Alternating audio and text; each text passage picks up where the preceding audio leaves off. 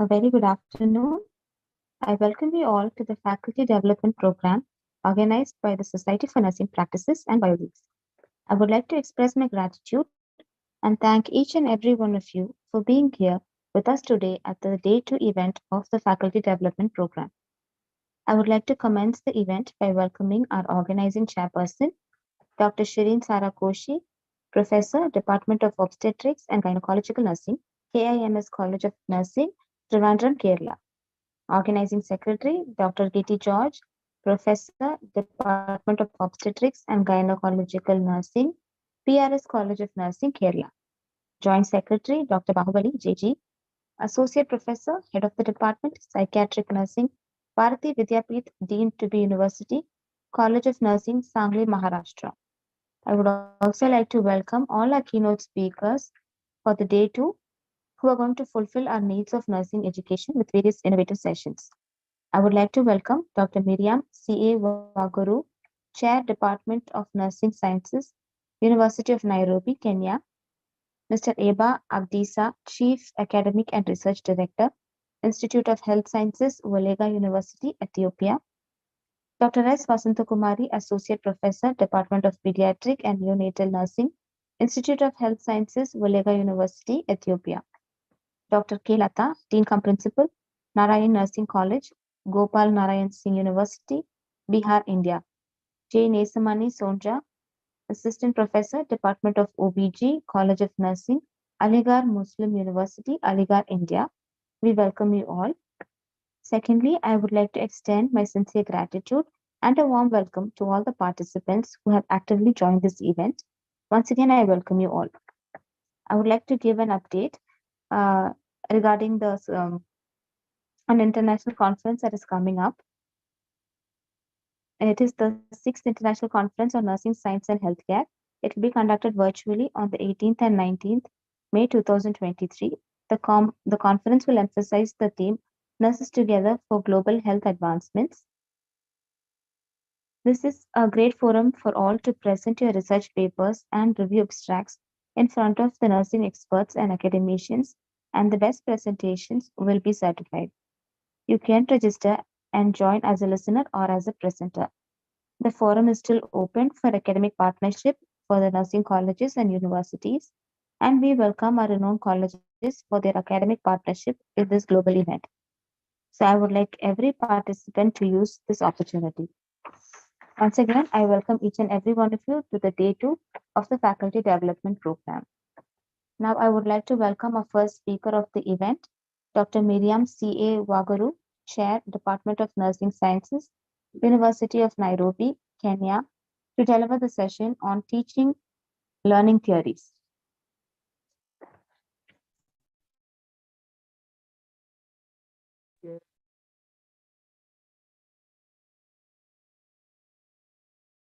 Good afternoon. In my place, it is good afternoon, everyone. I know sometimes it is evening in India. I'm not able to share, so it tells me you cannot start your video because the host has stopped it. Just give me a minute, ma'am. Yes. I will check on that. Okay. In the meantime, I can say thank you very much for inviting me. It gives me privilege, and I feel so honored to share with you what I have on teaching and learning theories. I work for the University of Nairobi, as you have been told. And my name and my picture, I saw it on the screen. I'm a mental health nurse, and I'm also an educationist. I'm also a bioethicist and a researcher. Currently, as we wait for the host to help me, currently I coordinate undergraduate research programs at this university. My term as director and chair or head of nursing programs came to an end last year in October after 8 years of administration. So now I'm back to my usual duties, and I'm happy to present to you. Is that now sorted? Can I Yes, I ma'am. try You're to actually, share? as a panelist, you should be able to access the video, ma'am. Can you try once again? Yes. Are you able to see my? Yes, ma'am. We can see your screen. Yeah. Let me try to put it on slideshow. Yes, please. The problem I have with the slideshow is that it might not advance. So you let me know if it is not advancing. Then I can go back to the traditional modes. And it Okay. tells me I cannot start my video, so it is okay. I will. You will hear my voice. You may not be able to see me. Okay, so we're looking at teaching and learning theories. It's not advancing, so end share. Kindly allow me to present in this mode if all of us are able to see. Are we able to Yeah, see? we are able to see, ma'am. Okay, thank Yes, you. ma'am. We are able to see. All right. So teaching and learning theories are very important, but we need to first of all define learning. The Cambridge Dictionary defines learning as knowledge or piece of information obtained by study or experience. So when we look at the dictionary, we are told about the knowledge that must be obtained, and the condition is that it is obtained by study or experience. Psychologists go further than knowledge. They talk about purpose and context. And so there are several definitions that I might project, but I'll not go through all of them. I'll only point out the important issues in them. So if you look at Robert, for example, talks about a change in human disposition or capability, and it says that it persists over a period of time. And it cannot be explained simply by chronological age. So if you look at the next person who is talking about connectivism, the theory of connectivism, he says learning is a process that occurs when within a nebulous environment of shifting core elements. Here again, we see that learning, nobody will know that we have learned unless we put it in action. So learning is now seen as actionable knowledge. And it might reside within the organizations. And the connections that enable us to learn more are more important than our current state of knowing. So this implies that we need to have connections and that we don't have monopoly of knowledge, and that our learning curve or our cup of learning does not get filled up.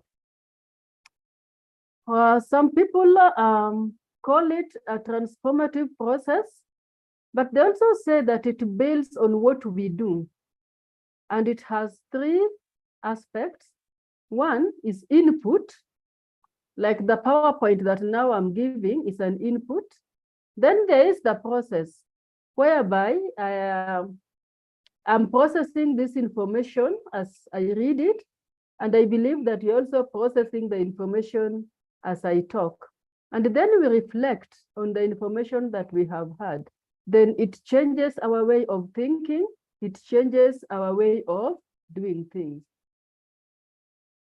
The one that I like most is the one that I put on the screen right now, that says it is a relatively permanent change in a person's knowledge or behavior. And it is because of experience. And experience can be either in class, somebody can be doing what they're experiencing, like intramuscular injections. When we experience them, we do them, or somebody demonstrates to us, or when we are taught. And so I'm looking at the three components of these definitions, which I feel are more important. This is long-term. It is not short-term. It should be long-term. And this will help us to see the different theories and their disadvantages. There is also the locus of change. There must be the content and the structure of knowledge. And then there must be behavior. And we can only turn this into behavior when we can be able to remember it. And that therefore takes us to, as teachers, when we are teaching and we want our students to learn, then we must get ways by which the student can be able to internalize and also to remember what we have taught them. As a result of that, we expect to see the learners change in behavior.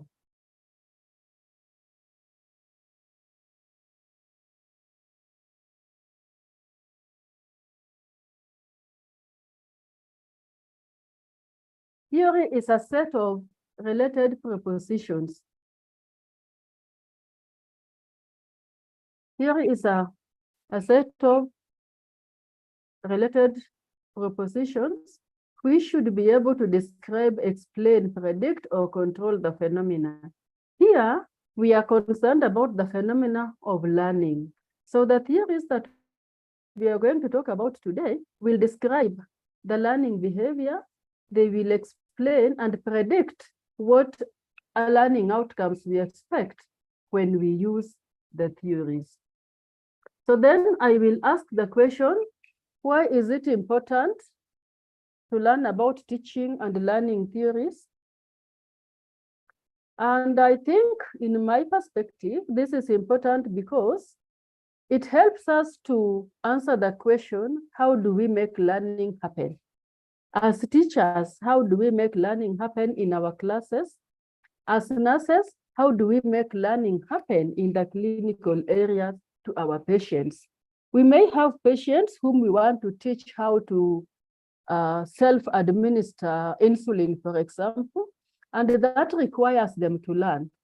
We may have patients who are malnourished and we want to teach them how to prepare certain types of foods. And that means we must teach in a manner that they will be able to remember and also to gain skills and to have a positive attitude.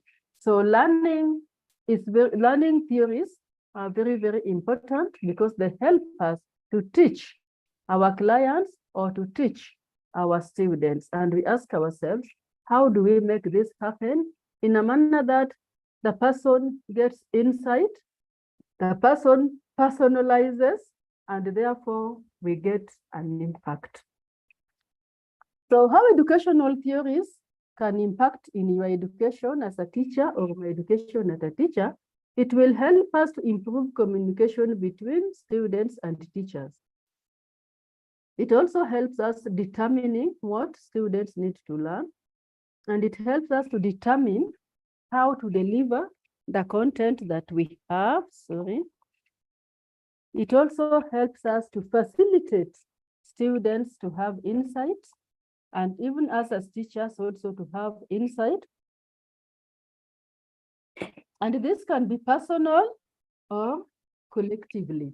If we want our students to develop a certain culture, I may have the idea, I may have internalized it, but unless we work collectively, we cannot help our students to develop that culture. So learning theories majorly guide educational systems. They help us in planning, in classroom and clinical teaching, and I add curriculum as well. So as nurse educators, we need to apply general principles of learning theories to various learning situations so that we can change or modify behavior either of our patients or our students.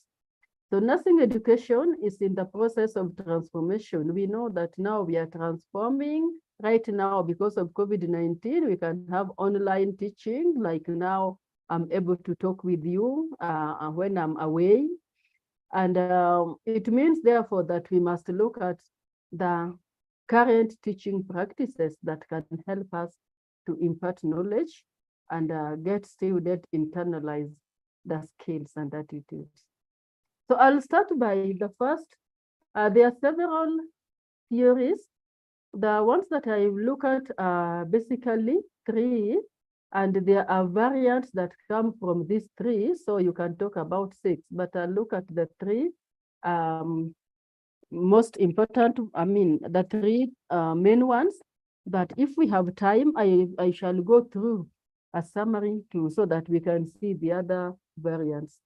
So behavioralism is a learning theory that believes that learning is defined by the outward expression of new behaviors.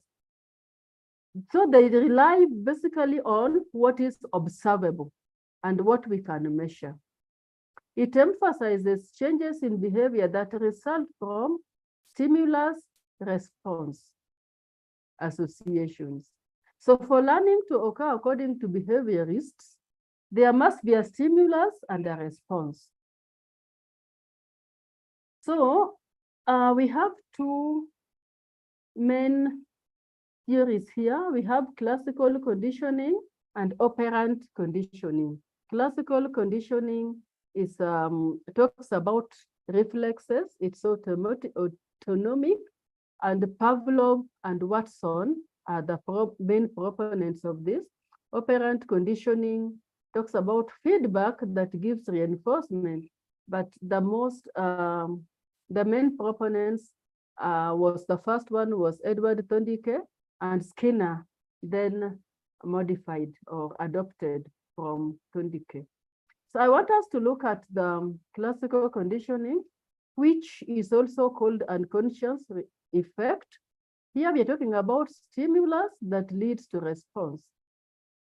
So the dictionary defines it as a learning process that occurs when two stimuli are repeatedly paired. So a stimulus is presented in order to get a response. So here we are looking at a response that is purely autonomic. And I will give that example of Pavlov and the dog, which most of us have heard about. So when in Pavlov and the dog, you take a stimulus that gives the generally unconditioned stimulus. The stimulus is the unconditioned stimulus, and it gives unconditioned response. So if you look at the food is the unconditioned stimulus. If we present the food to the dog, the response will be salivation. That is unconditioned. It occurs automatically. Somebody does not have to learn. You present the food and automatically salivation occurs. Even for human beings, there will be salivation, except that we're able to control, and so it cannot drip outside. But then now, when you do that for some time, and you pair it with another stimulus, which would not evoke that unconditioned response for some time, then the person learns that that neutral stimulus comes with the unconditioned stimulus, and still they get the response. So then, for example, if you have the bell, if I'm using Pavlov's theory or experiment, you pair the bell with the food. Then you get salivation.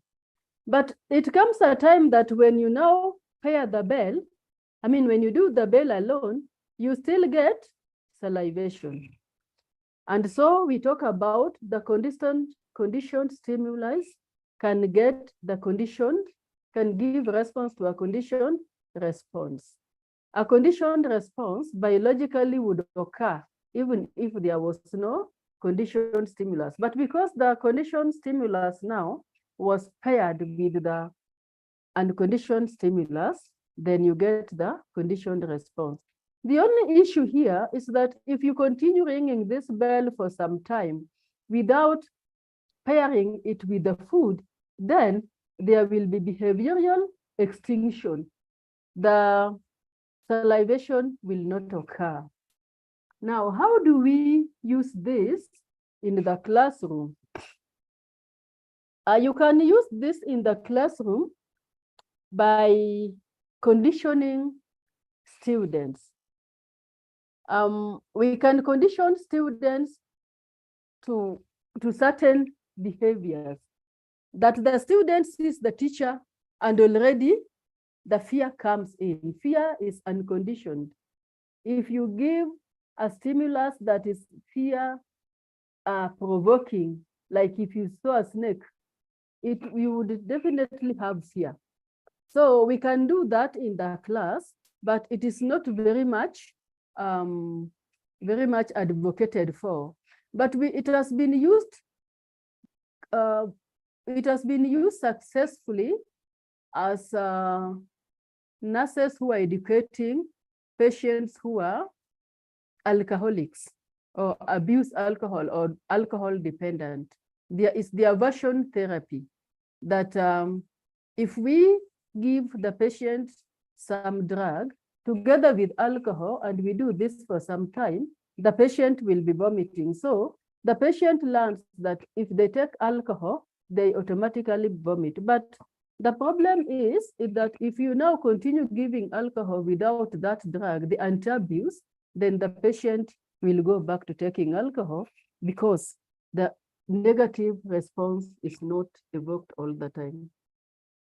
Then we go to operant conditioning, and operant conditioning is a bit different. It is conditioning, but it's also called instrumental conditioning. But this one has a conscious choice. Now, I would want to look at the Skinner's box and explain how operant conditioning works. If you look at this Skinner's box, there is a rat. And in this rat, in this box, there is some liver. And the rat can run around in this place, and accidentally they press on the liver. And the result is the food comes in. Initially, they will not know that that is the source of the food. They will again run, they come in and find when they accidentally touch on this liver, the food comes in. Then now the rat learns that each time they press this lever, there is food. So when they want food, they come and press on this. So the rat has to act. They make a conscious attempt to act for them to get the reward. And so that is why this is called behavior response, because behavior is rewarded. Behavior gives a consequence, and that consequence is the reward that the person is looking for. So how do we use this in the classroom? We use this in the classroom because when a student performs very well, we give them high marks. And so the student learns that that reading pattern was useful because they earned more marks and they were number one. So for them to be number one, which is the response and the achievement, they must work very hard always to get number one. We can also do this by rewarding students with scholarships. A student who gets position 1 and passes with the distinction will be able to get a scholarship. So we're rewarding hard work. And we do that all the time in class. And we sometimes the student gives a very good answer and we go, yes, very good. That in itself is a reward. Or we just smile at them and we say that is very good, clap for them. But the issue is that the reward must be acknowledged and it must be proportionate and it must be appropriate, and it must be what the person feels is important for them. If the reward is not useful, then it doesn't evoke the same behavior. And the other thing is that this reward must come immediately. When you cannot in class give a reward 20 minutes after. Remember that this is association. So it must be easily associated with the response that the person gets. So it must be very, very closely related or associated. It must follow behavior immediately. So we have 4 types on operant conditioning. There's positive reinforcement, There are negative reinforcement, there's positive, we have positive reinforcement and negative reinforcement, but the reinforcers differ. We have positive reinforcers, we have negative reinforcers, we have positive punishers and negative punishers. So what is a positive reinforcer? The positive reinforcer is the addition of a reward, giving very high marks. What is the negative? The negative is you remove the punishment when somebody has done very well. So if we say that in this class, anybody who gets above 50 will not go through the cane, will not be caned, or they will have a break. Then that is we are removing the negative or the punishment.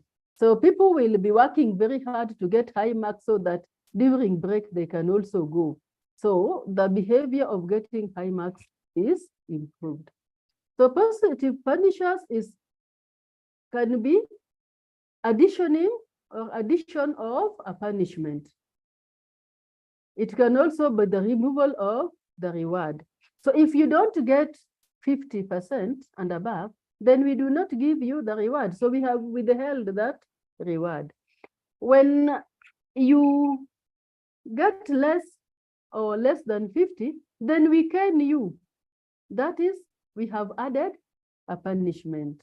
So these are the 4 types of operant conditioning techniques, and we have explained how they work. If you look at this diagram, it tells you the reinforcer can be a positive stimulus that is received or a negative stimulus that is removed, but the ultimate goal is that behavior is increased. On the other hand, we can decrease the behavior. And how do we decrease that behavior? By a negative consequence, or we don't reinforce that behavior at all. This also gives you the same principle that I have talked about. Positive reinforcement is something that is added, like increasing the desired behavior. I talked about this. And positive punishment is something that is added, like decreasing undesired behavior by punishing. Again, here is for you to see the different techniques which already we have talked about. This is an illustration to help us understand better. You will see this is a part of teaching methodology or learning, because if you visualize, you see it like this, then you are able to internalize better than when I was just talking or giving it in words. And we shall see that when we get to other learning theories. So behaviorism in class, I have already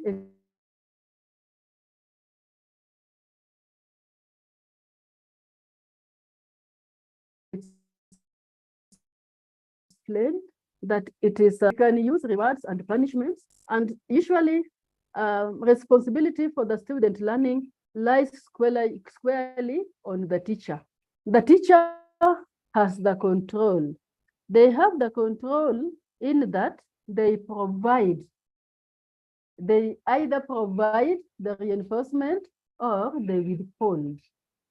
So lecture is highly structured. The teacher comes, gives lectures, and goes their way.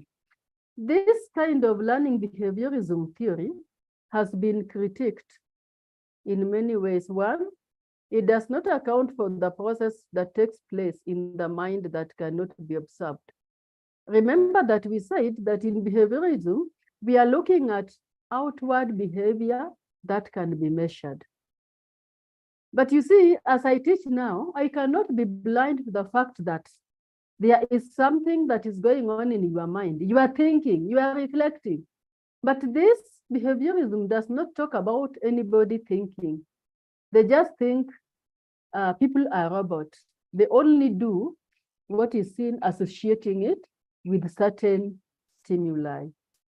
So it means that the teacher the student is passive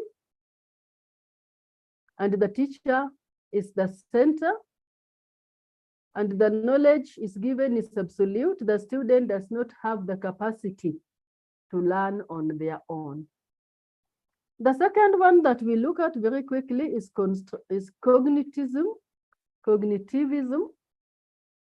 Here, we focus on the fact that the student will receive information, they will organize it, they will store it, and they are able to retrieve it. So we use the mind as an information processor. We believe that the student's mind can process information just like the computer. And therefore it means that when we are teaching, we help students to internalize and keep information in a manner that they can be able to retrieve.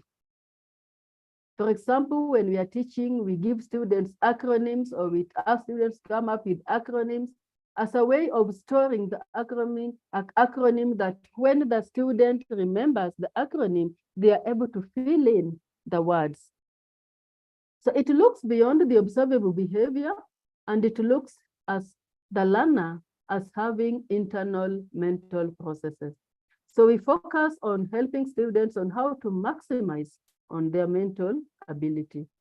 This can be long-lasting, it's constructive, and students are actively involved and engaged. It really doesn't mean that we have to repeat or the student has to memorize, but we come up with strategies that will help students connect the information that they are learning with their understanding currently, and so they can be able to retain that information. So for example, if we use this information processing model, we look at the sensory memory. We give students input, and sensory memory is unlimited, but up to 3 seconds. Then some is forgotten, some gets into attention. So as teachers, how do we ensure that this line of forgetting is reduced so that most of the information is attended to and gets into working memory? And how do we ensure that this working memory gets encoded and then it is kept in our computer, which is the long-term memory, and at appropriate time, it is retrieved? That is how we must teach if we are using cognitivism. So the main principles here is that learning must be purposeful and focused. Learning must be self-directed. So you can see that we do timetables, and in our timetables or teaching schedules, we have self-directed learning at certain times.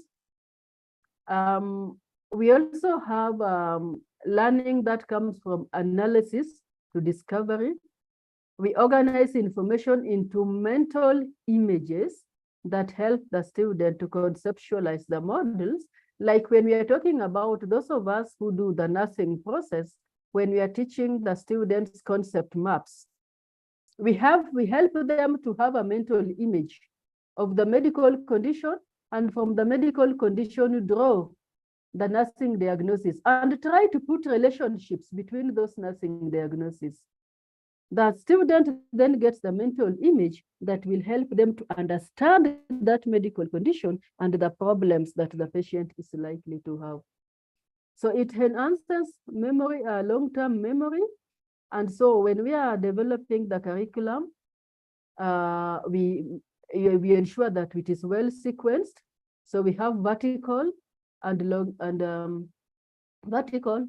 longitudinal principles that we must ensure exist. So in some of the cognitive teaching strategies are applying visuals like I'm applying now, although this is basically the text and with few images. But visualizations could also mean that when I'm teaching nutrition, I come with the food, that the specific foods that I'm talking about to class. I come with bread when I'm talking about carbohydrates. I come with eggs when I'm talking about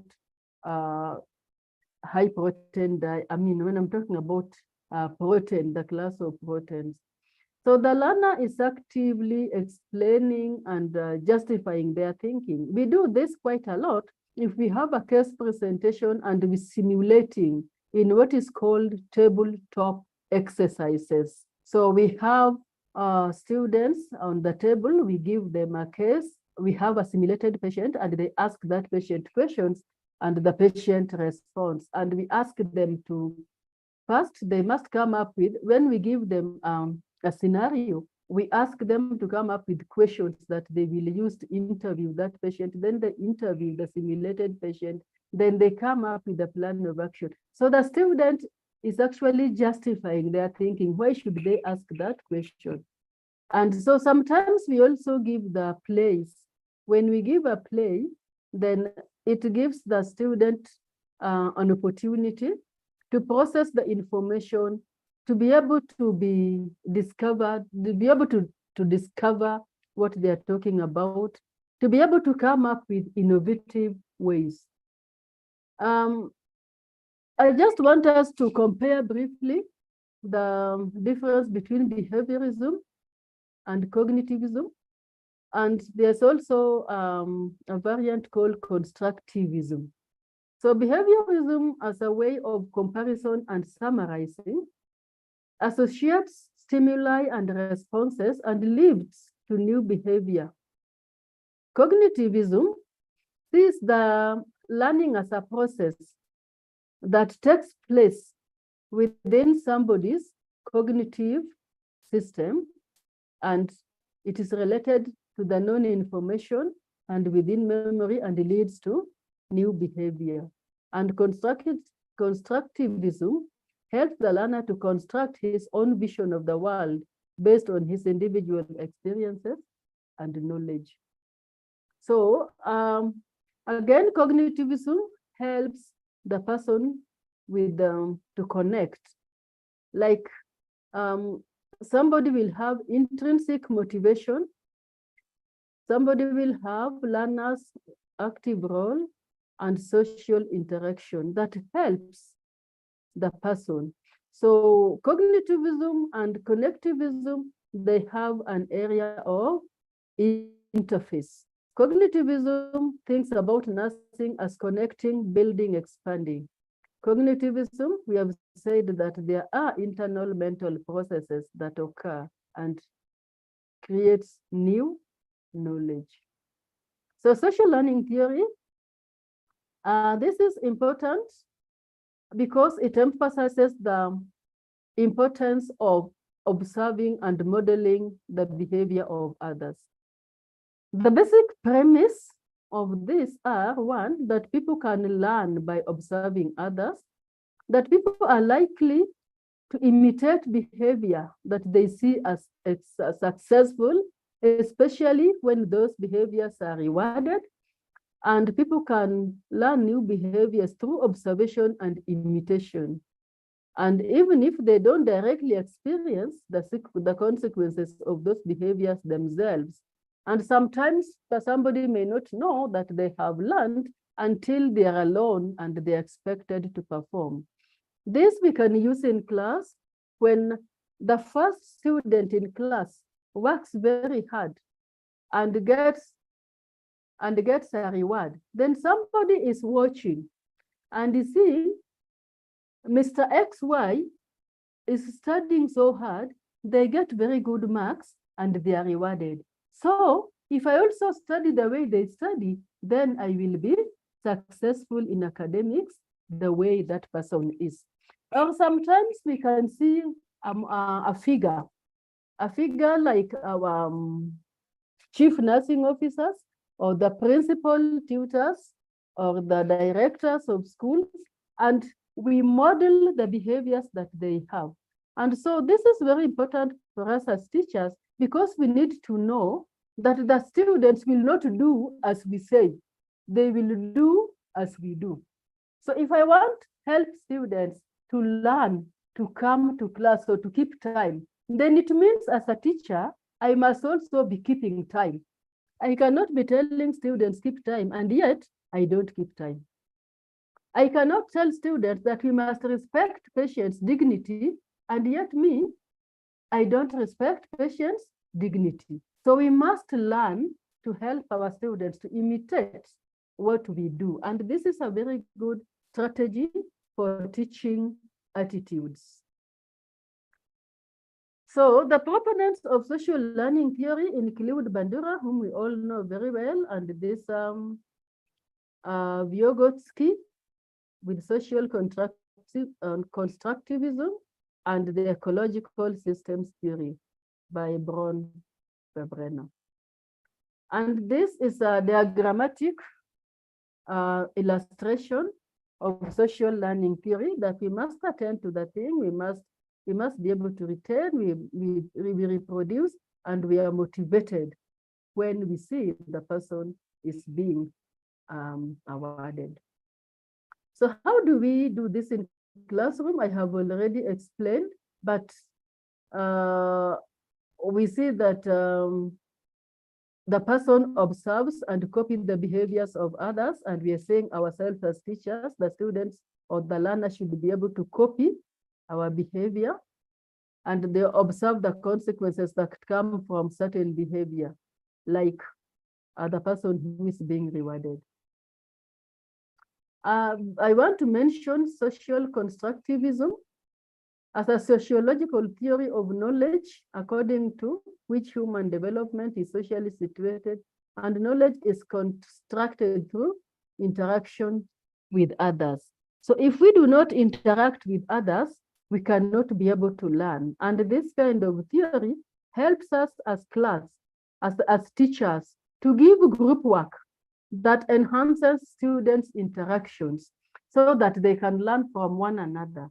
They don't only learn the knowledge that you want them to learn, but they also learn behaviors on how to accommodate people in a group. So basically, those are the theories that I want to talk about, but I can also share with you some other learning theories like the grounded theory, which is a research method in which the theory is grounded in data, and there is inductive reasoning and analysis in class. Humanism learning theory is a student-centered and strongly focuses on students' emotional well-being. Educators are encouraged to foster engagement for learners to be self-motivated. When we do this sometimes by using some simulation, although we shall see simulation coming down. I've talked about connectivism learning theory. Transformative learning theory emphasizes the learners can shift their thinking and worldview based on new information that they have. So this gives the learners critical thinking. So when we teach this, when we want our students to use critical thinking, we have reflective frameworks that we can tell a student. I'm teaching a student how to take care of an unconscious patient. The student has looked after that patient in the morning. So I'll ask the student to use a reflective framework just to reflect on what they did. How was the situation? What did they do better? What would they have done? How would they be able to nurse that patient given the same scenario or given another patient? It is important because once the students reflect, they carry that information. When they get another patient with similar condition, they will be able to look after that patient in a better way. We can do this in the simulation labs. We can also do it in the clinical area. Experiential learning is where we believe that a student learns by doing. And in our colleges of nursing, we take our students to the clinical area so that we give them clinical objectives and they learn skills by performing those skills under supervision. Experiential learning can also, part of experiential learning can also be practicing under supervision. This is a summary of constructivism, which we already talked about. And this is a summary of cognitive theories. that we have talked about. And we also know that there are some instructional theories which are rooted in cognitive learning theories. And we have, I've just mentioned them as part of the learning theory because I know that I have very limited time.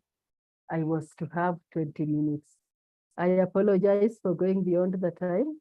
Thank you very much for listening.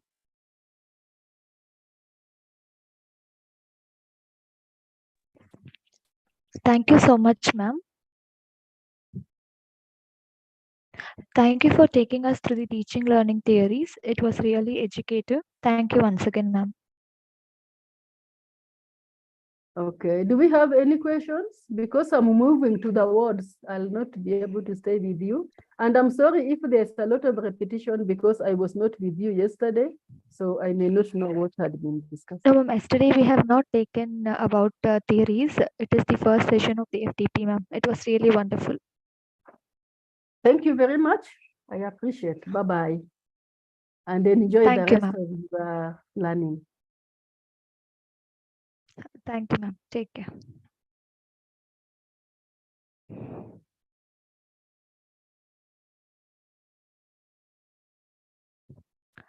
Let's welcome our next speaker, Mr. Eba Abitsa, Chief Academic and Research Director, Institute of Health Sciences, Olaga University, Ethiopia. He will be dealing with the Learning and Classroom Strategies Session 1. He will not be coming as person. He has sent the recorded video. We'll be playing it for the audience. Here it is for you.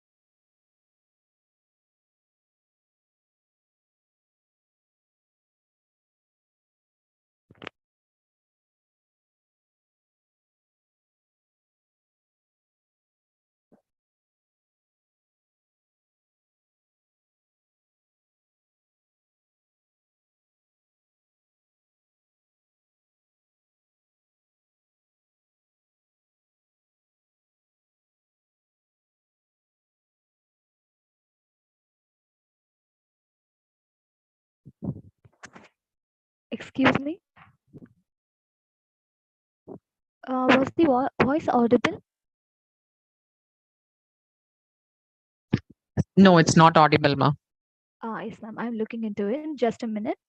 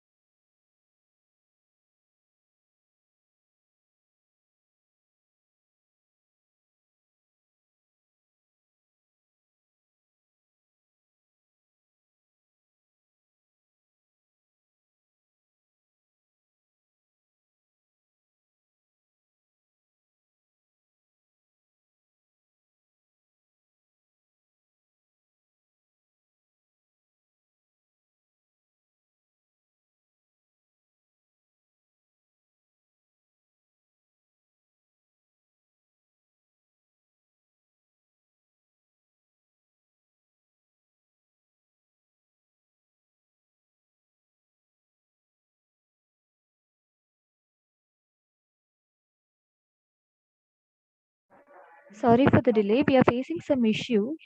So only just a minute.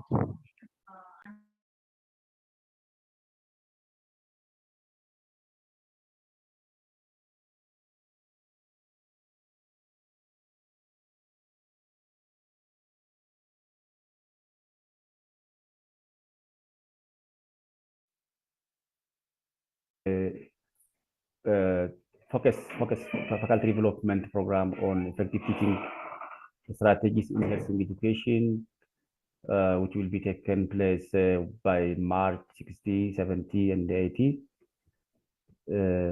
So this focus on mostly focus on teaching, effective teaching in the class. I really appreciate Walaga University management team as well as others working teams, and also appreciate nursing practice SFNP, Biolegis, and other teams. This is session one. Session one focused on learning in the classroom strategies. Session one by me. I am Eba Abdisa, Chief Academic and Research Director Institute of Health Science, Walaga University, Ethiopia, East Africa. As introduction, classroom and the learning strategies are the techniques and the methods that the teachers or instructors applies to support the learners. The teacher select the strategies, specific strategies to most suited to the current level of knowledge of the students and the concept being studied and the stage of the learning journey of the learners. This is a method to provide information or to convey information to the learners. The learning strategy is when we define learning strategy, it is a learner's way to organize and use specific range of skills to learn curriculum content or complete other tasks more efficiently and effectively in the classroom setting, as well as in the non-academic environments. An effective teaching applies or provides the most innovative and the creative teaching method to teach academic concepts and meet the individual need of the students or the learners. The demands of ever-expanding curricular means that educators often stick to specific teaching pedagogy or methodology. It is important to explore evidence-informed pedagogical ideas that have the potential to expand our departure in the classroom. It can be hard to know which strategy or specific strategy will work the best with particular students or learners. Teachers can use best suited strategies to enhance their teaching pedagogies. So there are list of strategies used in classroom. From this, the first one is visualization. Visualization, when we define visualization, it is a useful technique to process or summarize the knowledge that has been instructed in the classroom. When the students or learners receive the information through visual means, they are more able to retain both the previous learning and the new information of the longer time. Visualization is also a helpful learning process for lower attaining learners or students to receive the information in simpler, clear, and systematic way. So this is an easy way for low learner.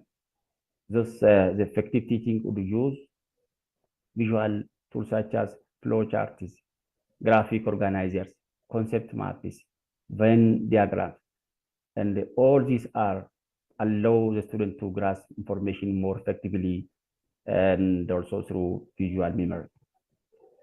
The second one of strategies used in classroom is teamwork or group work. Dividing the class into groups or to complete a task is a teaching strategy that doesn't wonder. It is also recommended to encourage the learners of mixed abilities to work with one another in the classroom. So by doing so, those who have more knowledge or high-performing students can share their knowledge and help their peers, most probably low learners, so they can share their information among each other. This is one of the strategies, and the studies of the classroom instruction shows that the teachers can promote cooperative learning among the groups and splitting the class into small groups and dividing different tasks among the students to share to do in the classroom. Previous studies reveal that groups assignments improve teamwork and help students to succeed in their academic performance. For some educators, this is not a preference for teaching strategy because it depends. The learners will select because there are a lot of strategies used in classroom. This teamwork will not be suitable or comfortable for some learners. Group work need to be well managed and require level of independency.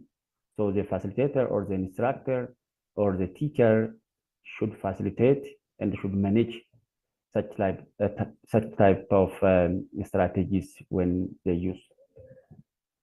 The other one strategy used in classroom is inquiry-based teaching. This is encouraging learners to ask a lot of questions.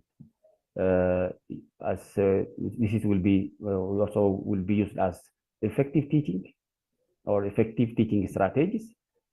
And it does not only motivate students to think more practically, but also help them to become independent learners.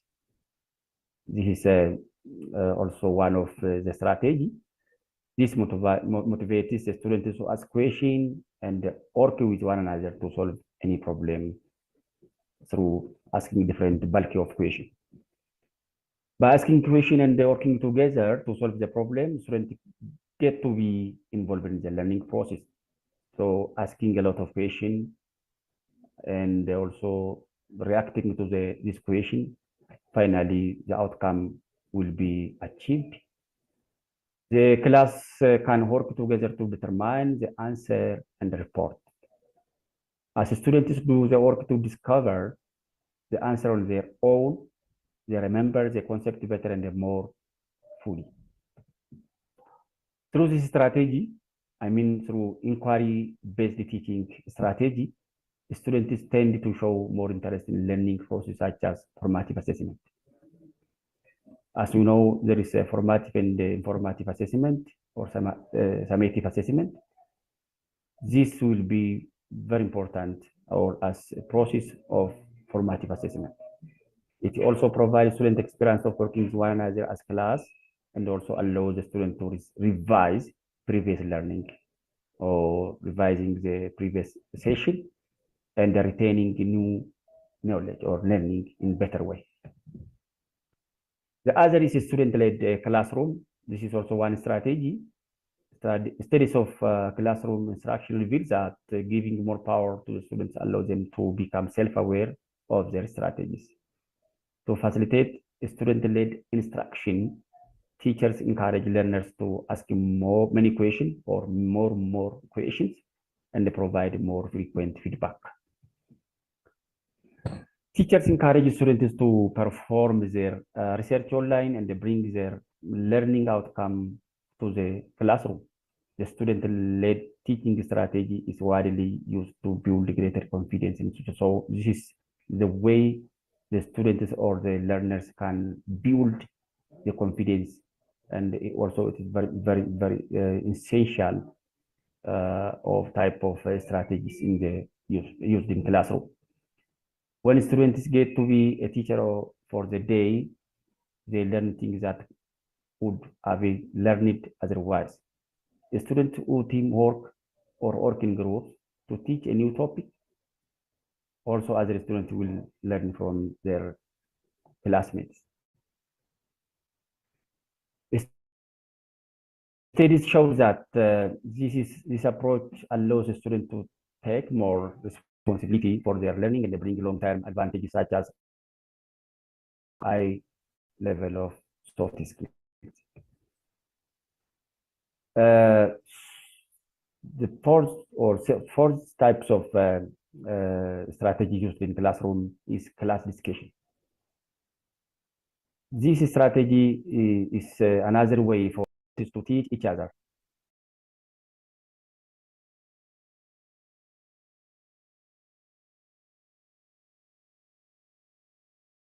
through classroom discussion. Students take turn discussion about the subject. It also helps assess their knowledge and discover which student grasp the concept and to what extent. This is comparing the students. So this is very essential and very important.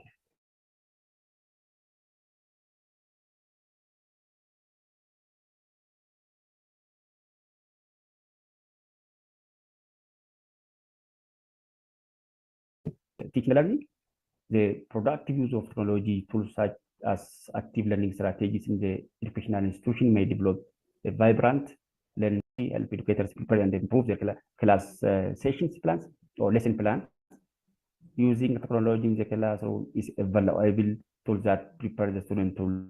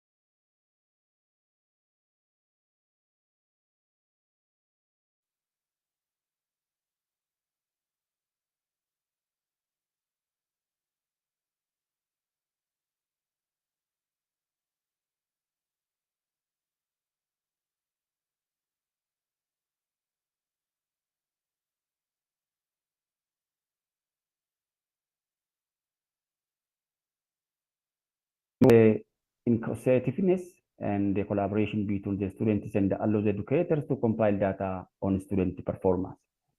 This helps in student engagement. This is also one strategies used in for strategies for the students, learning strategies, which is visual strategies.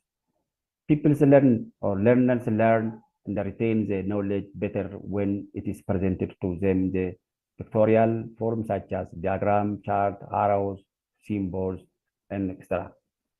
This approach has been refined through the research into dual coding. Using clear visuals of information hierarchical as an approach to teaching practice is an acceptable way of giving access to complex visual content. It applies this approach into classroom management strategies. Teachers can apply in the classroom learning environment. Visual strategy use a wide range of visual aids such as pictures, charts, graphs, illustrations, include handouts and the outline for teaching various academic concepts.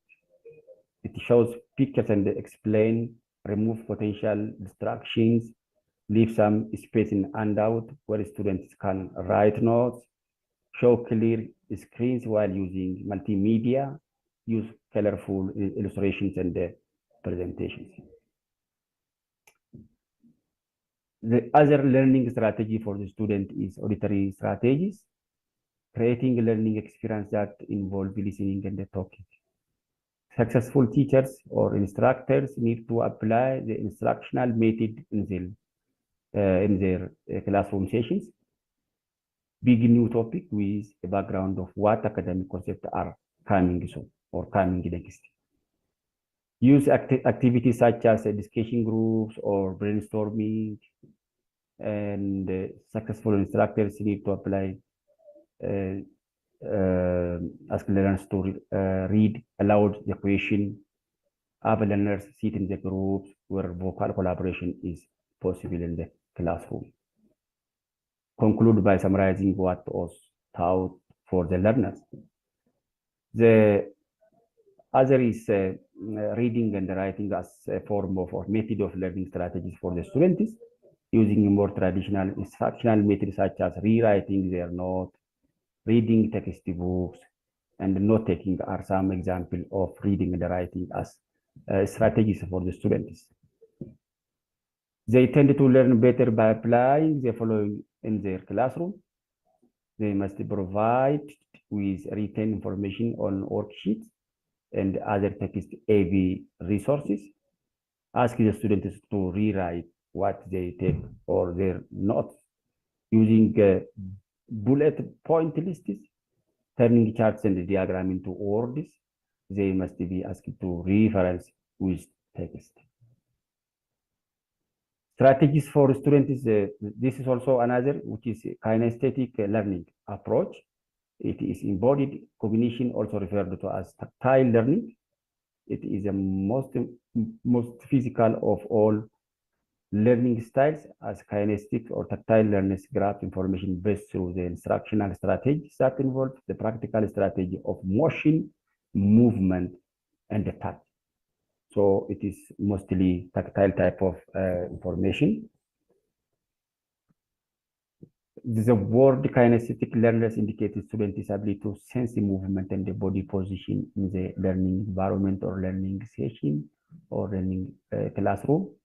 The student understanding of tactile learners is enhanced by the physical activities such as touching, feeling, moving things. This is mostly touched by Barbara Terzetti.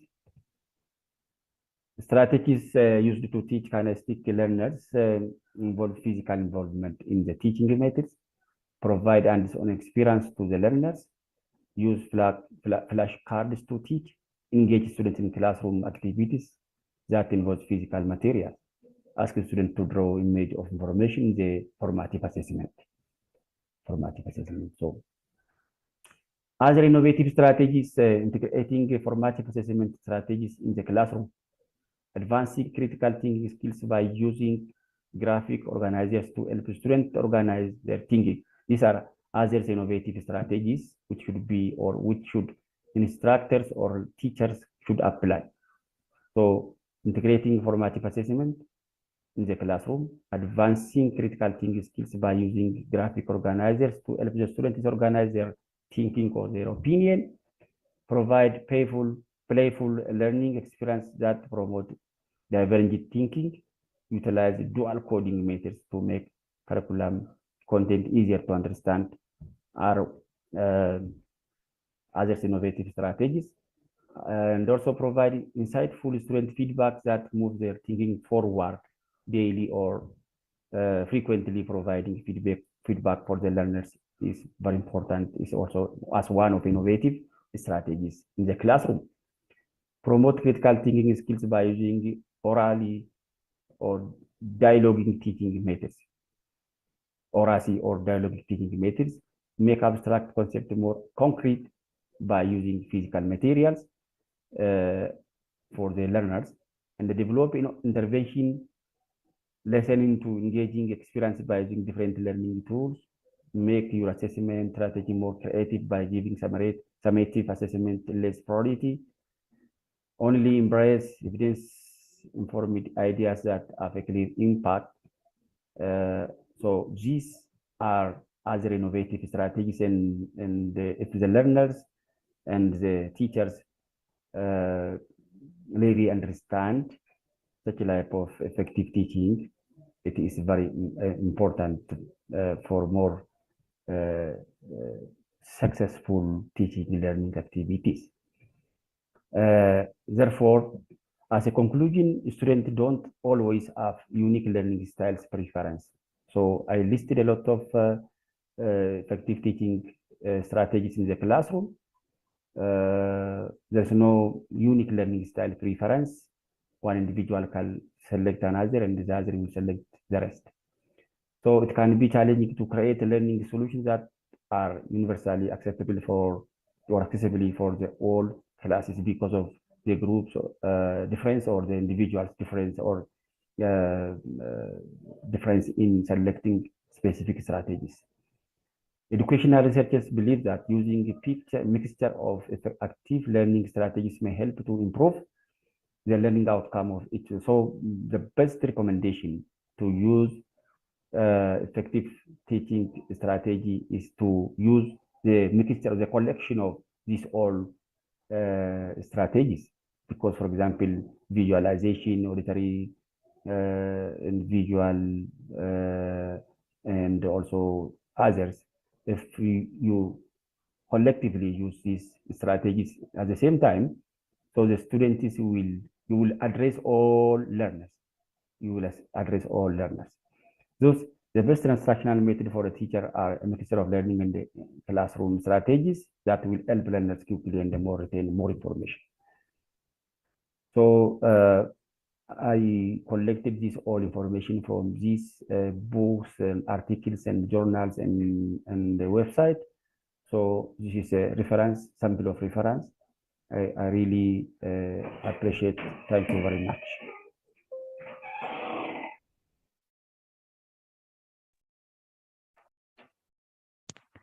Thank you so much.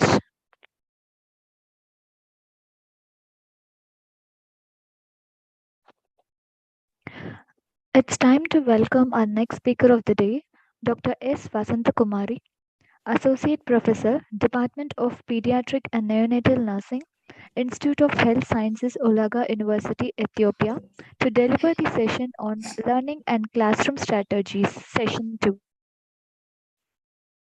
Thank you so much, dear Sushmita.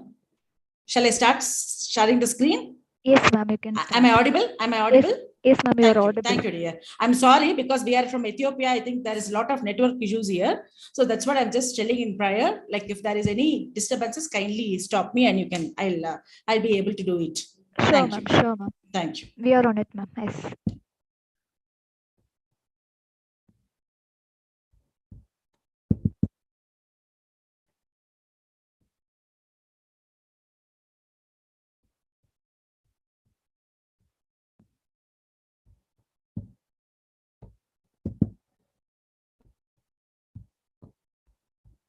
Is it clear? Is it visible? Yes, ma'am, it is visible, ma'am. You can make your screen full screen, ma'am. Okay. Okay, dear. Thank you. Yes, ma'am. Thank you. Okay, thank you. So once again, I welcome you all. This is the part 2 session, which is a continuation with our dean, and it's on faculty development program on effective teaching strategies in nursing education in need of the hour. So here I would like to thank the organizers. I'll owe my acknowledgement, first of all, to my management and team, Olaga University, for all the support, my dean, and also to the SFNP BioLeaks, who has organized this great event. It's a very good organization and initiation of this great topic for the nursing community, and it's very important. It's very essential. That's what I can say, because teaching and learning is it's inevitable and it is eternal. It cannot stop. As days goes on, the only thing we can change the strategies, but it is going to be the permanent one. So here, when we talk about this, I would like to even thank the Almighty for giving me this helping me to come up to this level to go on as a resource speaker, and SFNP and BioLeaks esteemed association for providing me this great opportunity, and also all the experts who are sharing the academic platform with me. Especially, I would like to thank. I'm very happy to see Dr. Miriam ma'am, a very good mentor of mine, and all others like Dr. Lata, who is my PG classmate and my friend. So this is very happy occasion for us to share the academic event with all that, and also to do it along with my dean also. Thank you so much for this opportunity once again. And let me go with the learning and teaching, that is classroom strategies, session 2 by Dr. Vasantakumari. As Sushmita has introduced me, I am from Olaga University, working as an associate professor. So let's go with the introduction by John Holt. So learning is not the product of teaching. Learning is the product of activities of the learners. So we are very much dependent on the learners. So learner outcome is very well learning outcome, and learner's outcome is more important whenever we go for a going with the strategies. Even a teaching strategy, whenever that is going to be implemented to the learners, a teacher has to know the learner's outcome, and based on that only the strategies are formulated and it has been implemented. So coming to the learning and classroom strategies, it is need to be chosen carefully in order to contribute most effectively to the student learning. Anytime students are actively engaged in learning, they want to explore new ideas and grasp the conceptual nature of the discipline, and they are also learning in a deeper and more meaningful way, mainly to apply the knowledge and skills that is very important, where they are going to apply to the parts of their lives. It can be in any dimensions, anywhere, any domain, any scope, they are going to apply this. So that is other person, Soren Kierkegaard. So in 18th century itself, he has told about this. He has told that instruction begins when you, the teacher, learn from the learner. Put yourself in his place so that you may understand what he learns and the way he understands it. So I'm very much appreciating him, because he has done 18th century. A person has gone with this kind of quote is very, very important, because that is mainly focusing on the learner. So a teacher who is attempting to teach without inspiring the student, the learner, with a desire to learn, is hammering only on a cold iron. So we all know very well, hammering the cold iron is of no use. So a teacher has to inspire. That is very, very, very important. That is according to Horace Mann.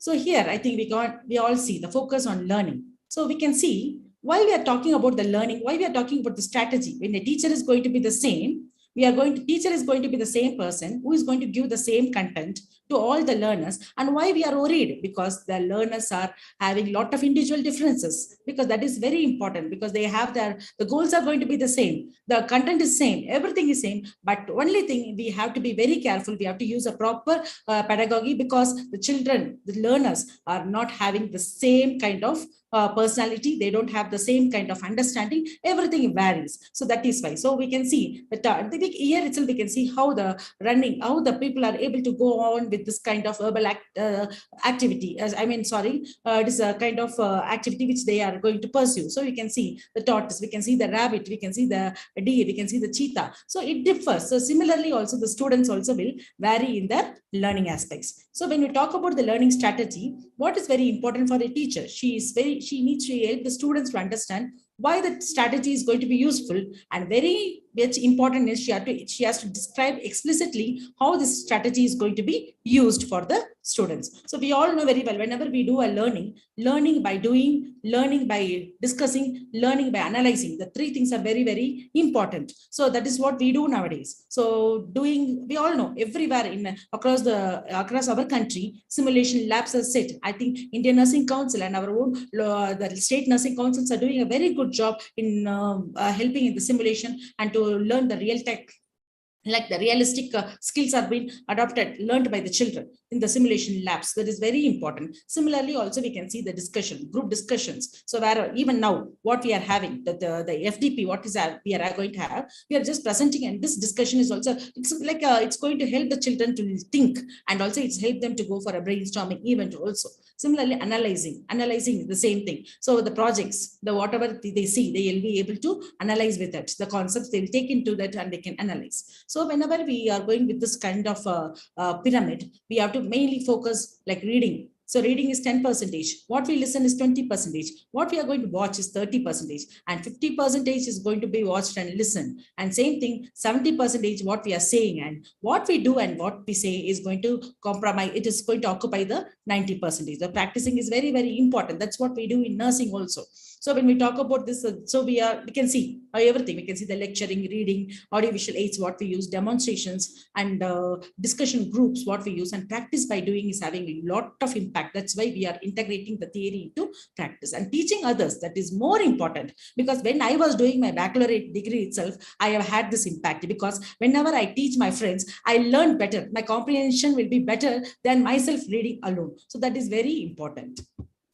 So when we talk about the previous studies, whatever they have done in the earlier times, they found that the students depend mainly on the senses to process the knowledge around them. Mostly the successful learners, they are mainly trying to use the senses only. So when you talk about the recent literatures, what they done in the field of education, mainly they say the learning styles is more like whatever they say, the idea about the children's learning style is only a myth. So we don't talk about that. So many schools during the early 2000s, they say children are mostly labeled like visual learners, some are auditory learners, some are social learners, some are even naturalistic learners. So that is very important. Whenever we are going to do something, we need to be very careful on this. So based on a report that has been taken by the study has been done in 2019, they say the teachers, mostly they are able to use some approaches. That is mainly to enhance the pro-social student behavior, academic engagement, establishing orderly learning environment, improve the classroom behavior, building a relationship mainly for a better classroom community, and foster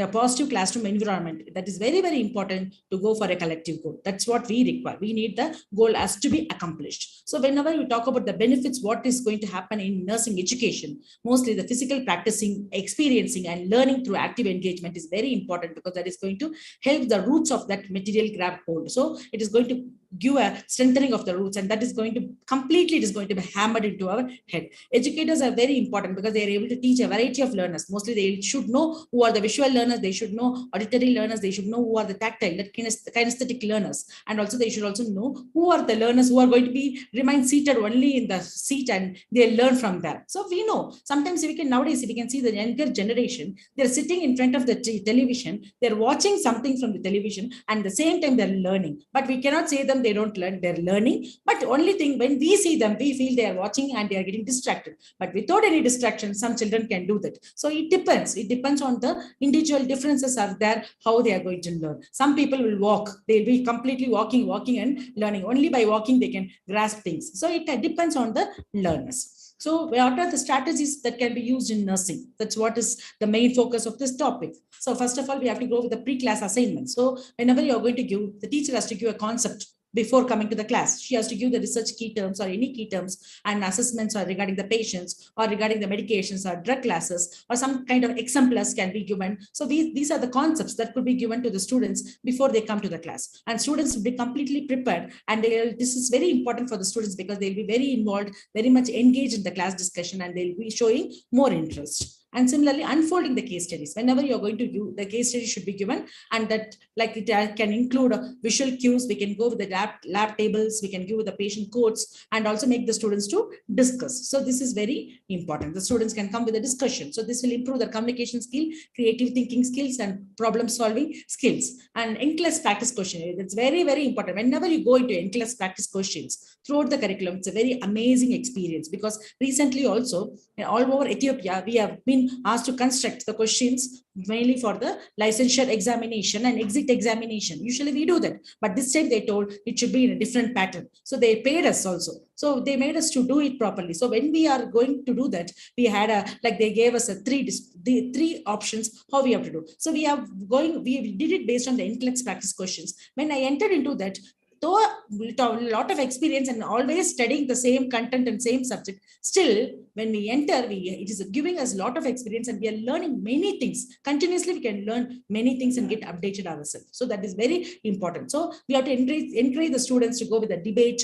What is the correct answers? What is incorrect answers? And they should also know what are the rationally. That is very important. Why it is correct? Why even the correct answers, why it is correct, and incorrect answers also, why it is incorrect. Even thus rationally for those things also should be learned by the students. So that is very, because it's going to give them a unique learning experience, mainly based on the knowledge level. Similarly, concept mapping. Everybody knows concept mapping is having a very good it is being a very resourceful nowadays. So using a concept mapping is mainly you have to take the content, they can acquire the content, acquisition of the content, assessment could be done, and knowledge could be applied. The students can completely organize this particular concepts, whatever is being put. They can take pictures, and also using the phones also, they can use it as a study tool. And this type of particular active learning strategy is very important, mainly for the visual learners, because when they see something visual and they can take that complete concept and they'll try to put it as a mapping one or graphic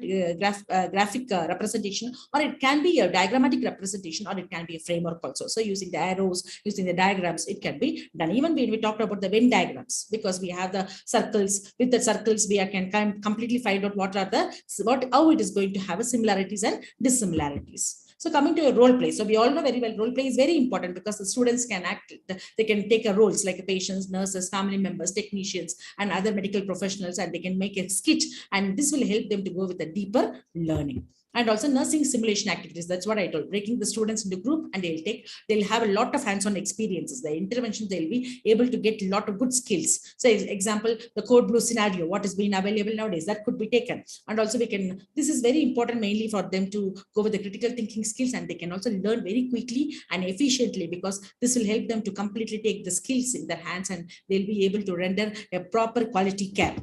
And also brain drain. So this is a rapid fire exercise. So teachers can take a few concepts and we make the students to shout the concepts, the 5 to 10 concepts, the students can shout when the instructor is listing it on the whiteboard. So what will happen is the children will discuss regarding this. They'll be able to completely know about this concept, and the instructor has to erase one concept, whatever, when it's completely discussed, the instructor will be erasing all the concepts and students will be able to recall it afterwards. So that is what called as brain drain. And similarly, mystery patient drug in a box. This is something very new. So we can implement this. It's also like a hands-on active learning strategy used for the students. So here the teacher is going to, instructor is placing some kind of concepts, or she can put items or pictures in a boxes around the classroom. And this is based on some concept, what she's going to take on the day, what topic she's going to deal on the day, and it can build it. So students can take the concept from that, they can take the items and pictures and they can just build a story, and they can present it to the class. So sometimes we all know,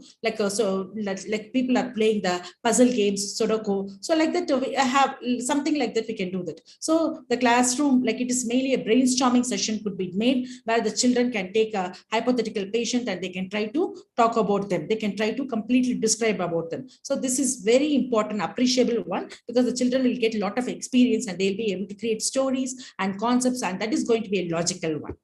And similarly, gallery walk. So you'll be thinking, what is gallery walk? So because we can have a lot of pictures that can be scattered, artifacts can be kept based on the concepts around the classroom. And here we also like simulation, we can break the students into small groups and make the students to wander. We'll put it here and there in the classrooms. Students can wander here and there, and they can identify the items, and they can be able to come out with the concepts. Like they can tell about the intervention, they can talk about the patient, they can talk about the procedures based on the item, what they find in the particular classroom, across the classroom. So this is very useful for the people who are very much interested to study, not sitting in the seat, they wanted to walk here and there. So the children who are walking across we can use particular strategy, could be used for those kind of children. And comparing and contrasting the scenarios, that is very important. So any discussion we can compare. So we can give a scenario, would be given, and children can fuel the discussion. So here the medication intervention or the treatment intervention, nursing care, recommendation, diagnosis, anything could be taken, and the scenario could be given for the students. Next one is what if scenario, because the same thing, comparing and contrast. What if scenario is nothing but questioning. So here, nothing but you give a questioning scenario to the students, and students will be able to give the questions. They'll be able to question the individuals. Or what we have to do is we should ask, what if it happens? So we can question the individuals, we can question the groups regarding the clinical situation, and this will help them to go with the critical thinking skills. Then empowering the students, more important. So this will help them to retain more knowledge, and they'll be able to gain more skills. And also, especially in this today's setting, high intensity patient care settings, they'll be able to engage, especially they'll be able to adapt this active learning strategies. So these are the strategies that could be used commonly.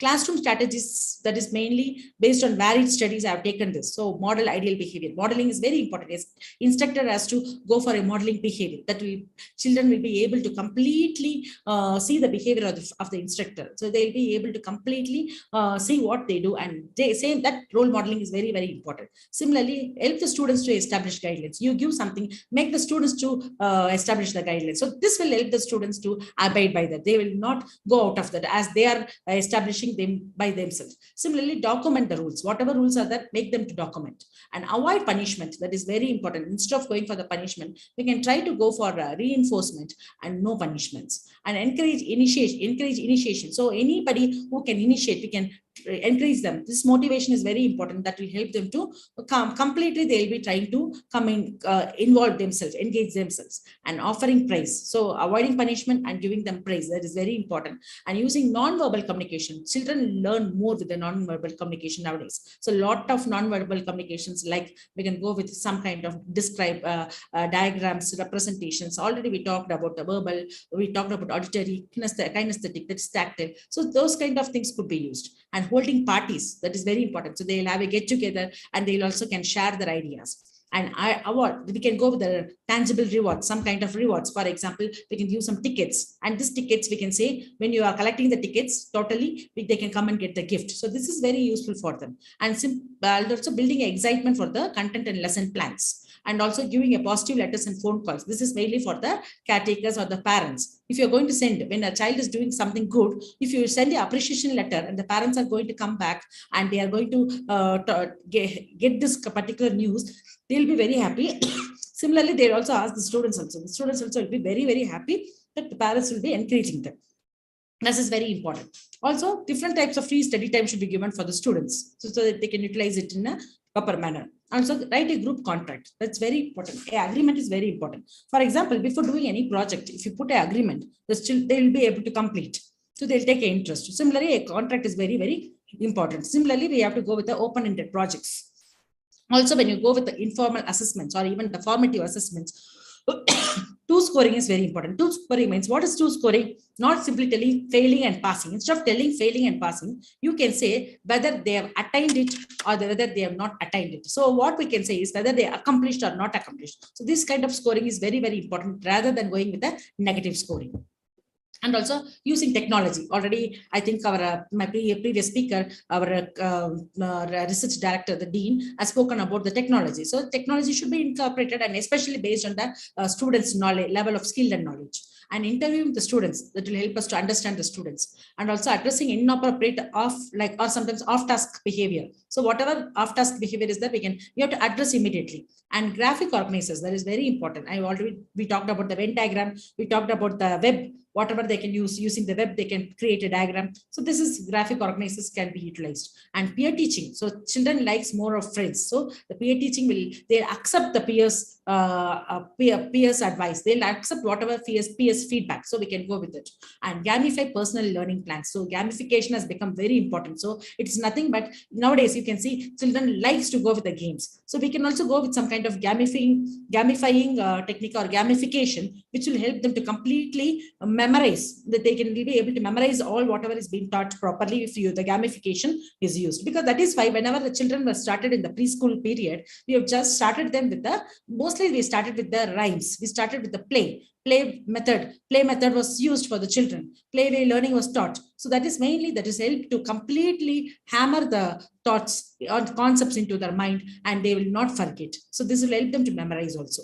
Addressing mistakes, that is very important. Still, instructor should commit mistake. That is very important. That purposely when she commit mistakes, children should be able to identify the mistake, that you have to allow them. That is more important. Many instructors think that they should be very careful so that they should not create any mistakes to the students. No, sometimes mistakes are allowed. You have to give some mistakes and children should identify. That is also very important for the futuristic learning. And giving the feedback. So positive feedbacks is very more important. And cooperative learning, make them to learn so when I talked about the learning by discussing, so here we can just make them to come into a group and they can go with the learning, and the group activity will enhance them. This get together will help them to learn different concepts. Experiential learning, they can learn with the experience. For example, going outdoor activities, they can go out, they can go for any kind of out campus activity, they can go and observe something. So this will help them to learn better than learning by seeing, learning by observing. That is better than completely sitting in the classroom. And lesson objective transparency. So whatever the teacher should not say the children, this is your outcome. Better instead of the teacher can write down the goal, whatever is being expected from the students, and ask the students to work on that. So the goal should be given to the students in a written form. So it should be written by the teacher, and she has to specify, she has to emphasize on that, and children will be working on that. So that is how we have to do it. And this is also based on a research studies. I found out there is a lot of futuristic classroom strategies like anticipation guide. So where the children can be given some kind of statements and will make them to anticipate. They will make them to expect what they need. and audio assisted learning. So where the children also can be trying to learn using a audio. So nowadays everybody does this. They are trying to go with audio assisted learning, especially when we go with the OET, when we go with the NCLEX. I think audio assisted learning is also been one type of strategy. Choral reading. Choral reading is nothing but reading aloud. We'll make the children to shout and read. When they shout and read, this will help them to completely the comprehension will be very good. They'll be able to understand better.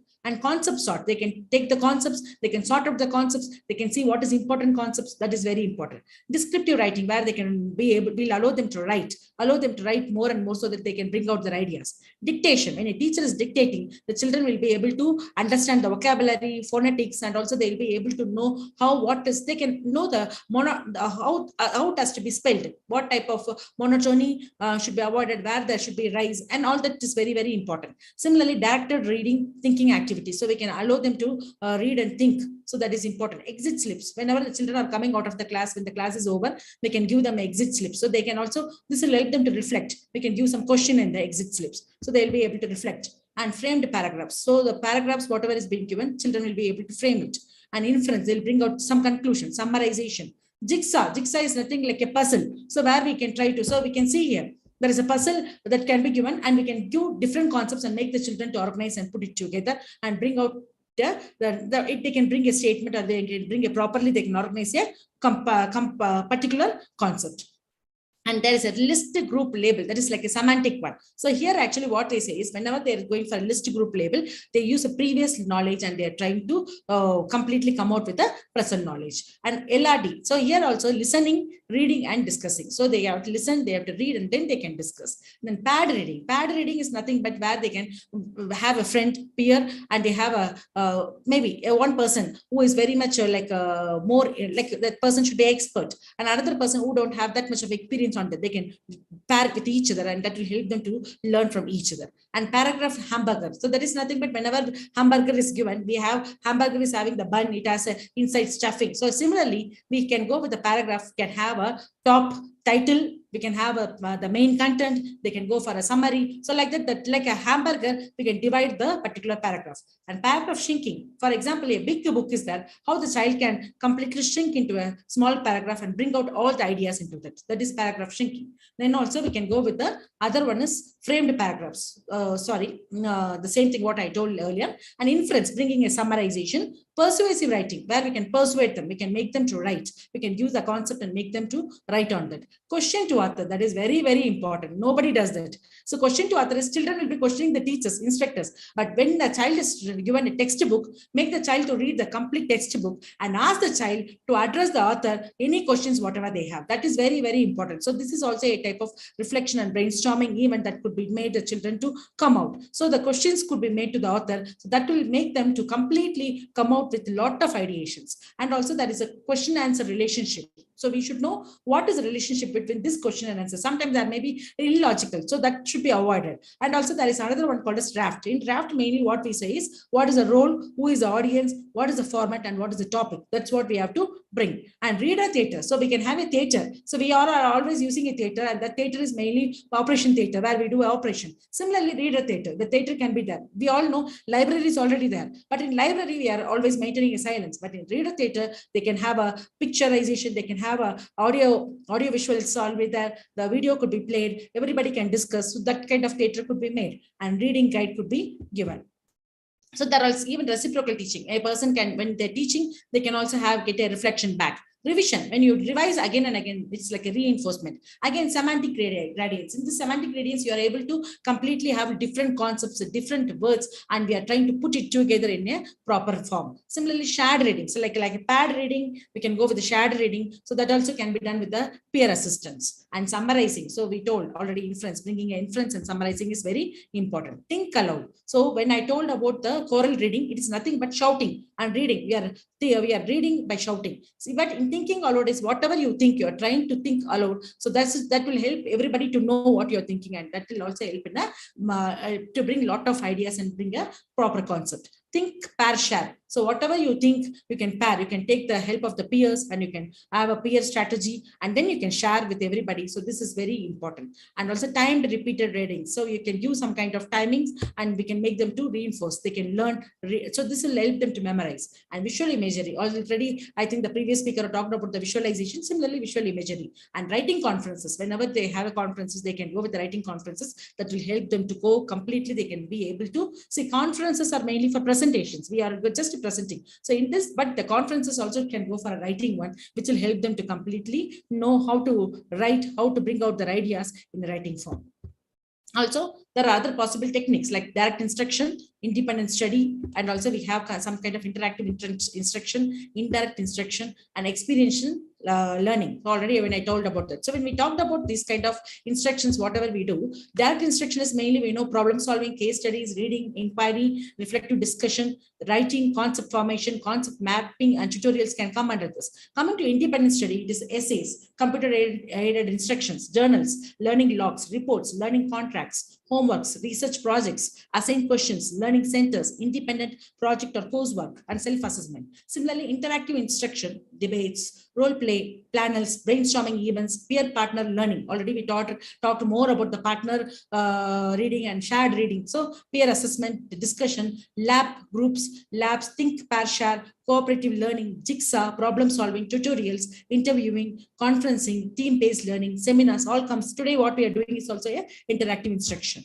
and indirect instruction. So here the problem solving case studies could be done, reading, inquiry, reflective discussion, writing, concept formation, concept mapping, and tutorials. And also experiential learning is mainly the field trips. They can go out. So here they can take the experience from outside, narratives. They can conduct experiments. They can go for simulations, games, storytelling, field observation, role playing, model building, survey, studio labs. They can also engage, community engaged learning could be done. Study abroad, they can go abroad. They can and study and come from abroad. They can learn the experiences from abroad. And community service learning could be done. They can go to the community areas. Undergraduate research work could be done. Internships they can go. They can go for the practicum. They can also go with the cooperative placement areas. Apprenticeship could be done. The internships, apprenticeships, all will help them to learn wider and field course. So these things are helping them to go with the skills. So other strategies we'll see spaced practice. What is spaced practice? Mainly we can see whenever the repetitions are given, we have to give them the time. This timing is very, very important. That will help them to completely retain the information. They'll be able to take up the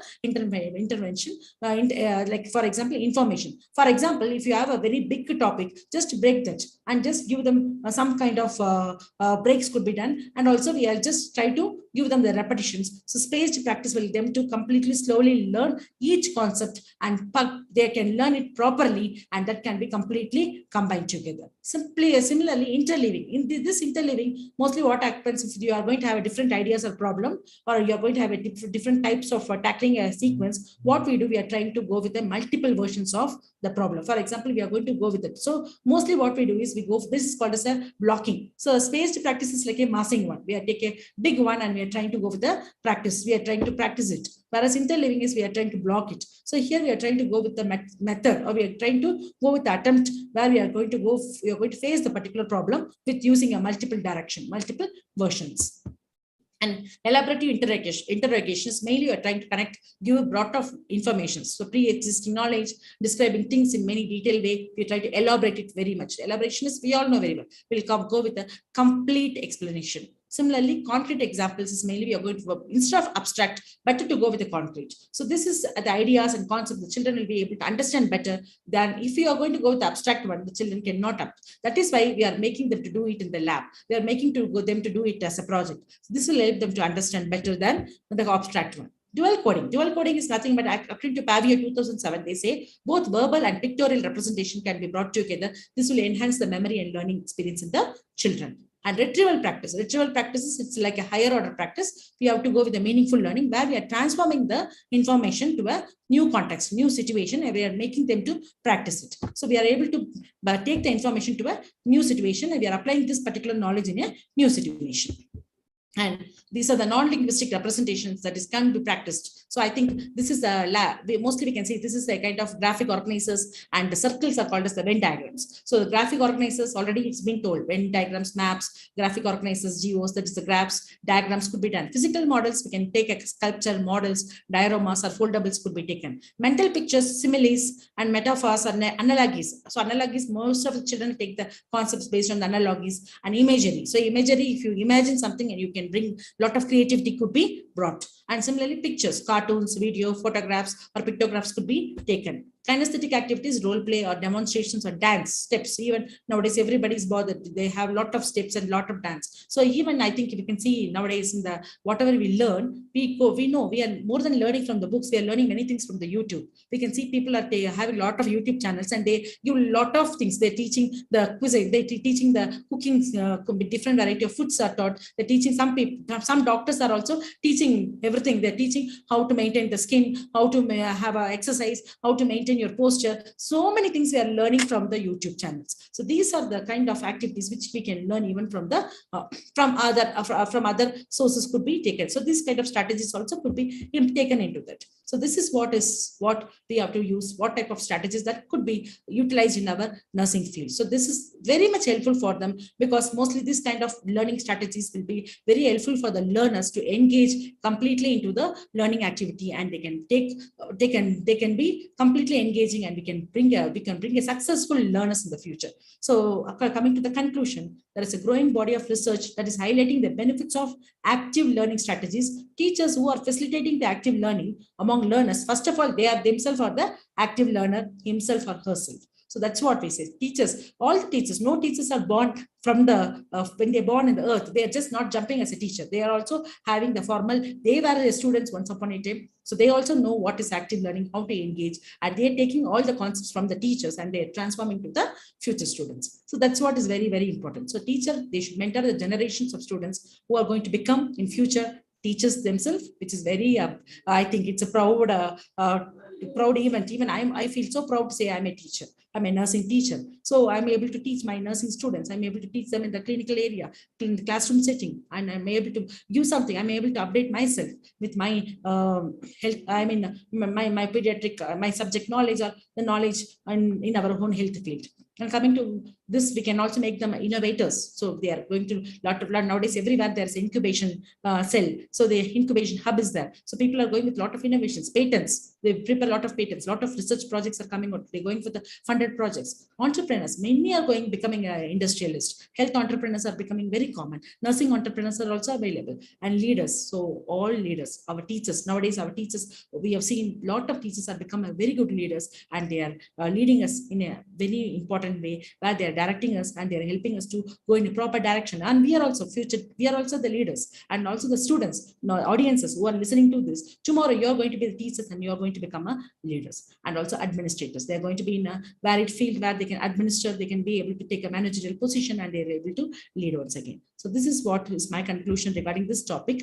And here I would, I think, last but not the least, and also if I fail to do this, because I think I need to, the acknowledgement what I told earlier, I was talking about the organizers, and similarly I need to tribute to all my teachers, my salutation to all my teachers. Because of them only I'm able to today sit here, and I'll be in the resource person, and tomorrow all the audiences, tomorrow you will be also taking up the positions like your teachers, and you will also be a very good teachers to transform your knowledge to the learners using different type of strategies, and all the what are the innovative strategies, whatever to be done, where the children can learn better, they can become a very good successful learners. That's what important. So here when we talk about this, I would like to tribute to all my own teachers, to all the teachers, and also the Indian Nursing Council. I think I have done my PhD. I have pursued my PhD in INC, and Dr. Dilip Kumar sir, Dr. Asha Sharma ma'am, and also Dr. Redama ma'am, and my guide, Dr. Maya Patlia ma'am, my teachers, Dr.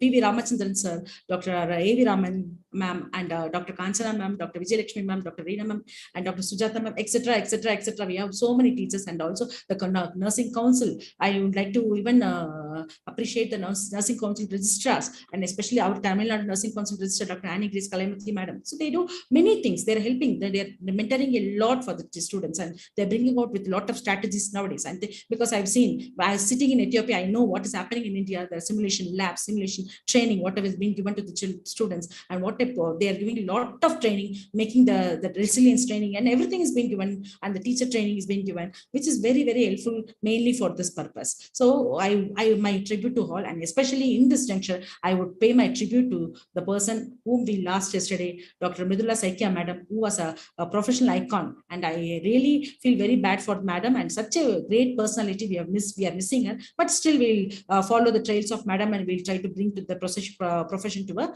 great level. Thank you so much for this opportunity provided. These are the references. Thank you. If there is any questions, you can ask.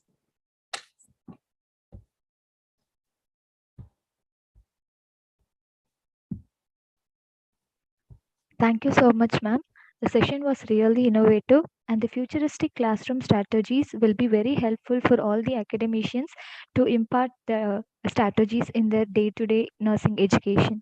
And also, I'd like to extend my deep condolence to Dr. Mridula, ma'am. Thank you so much, Sushmita. Thank you for the opportunity. Thank you, ma'am. And also, I just wanted to put a word that you made your teachers proud by tributing this to them. My wishes to your continuing excellence, ma'am. Thank you so much. Thank you so much. Thank you.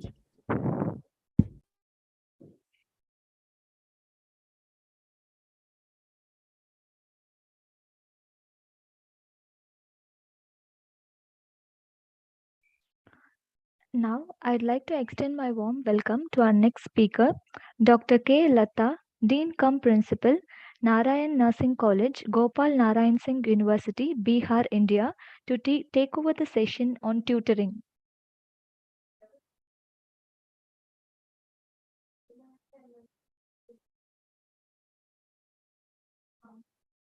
Is my sharing visible, ma?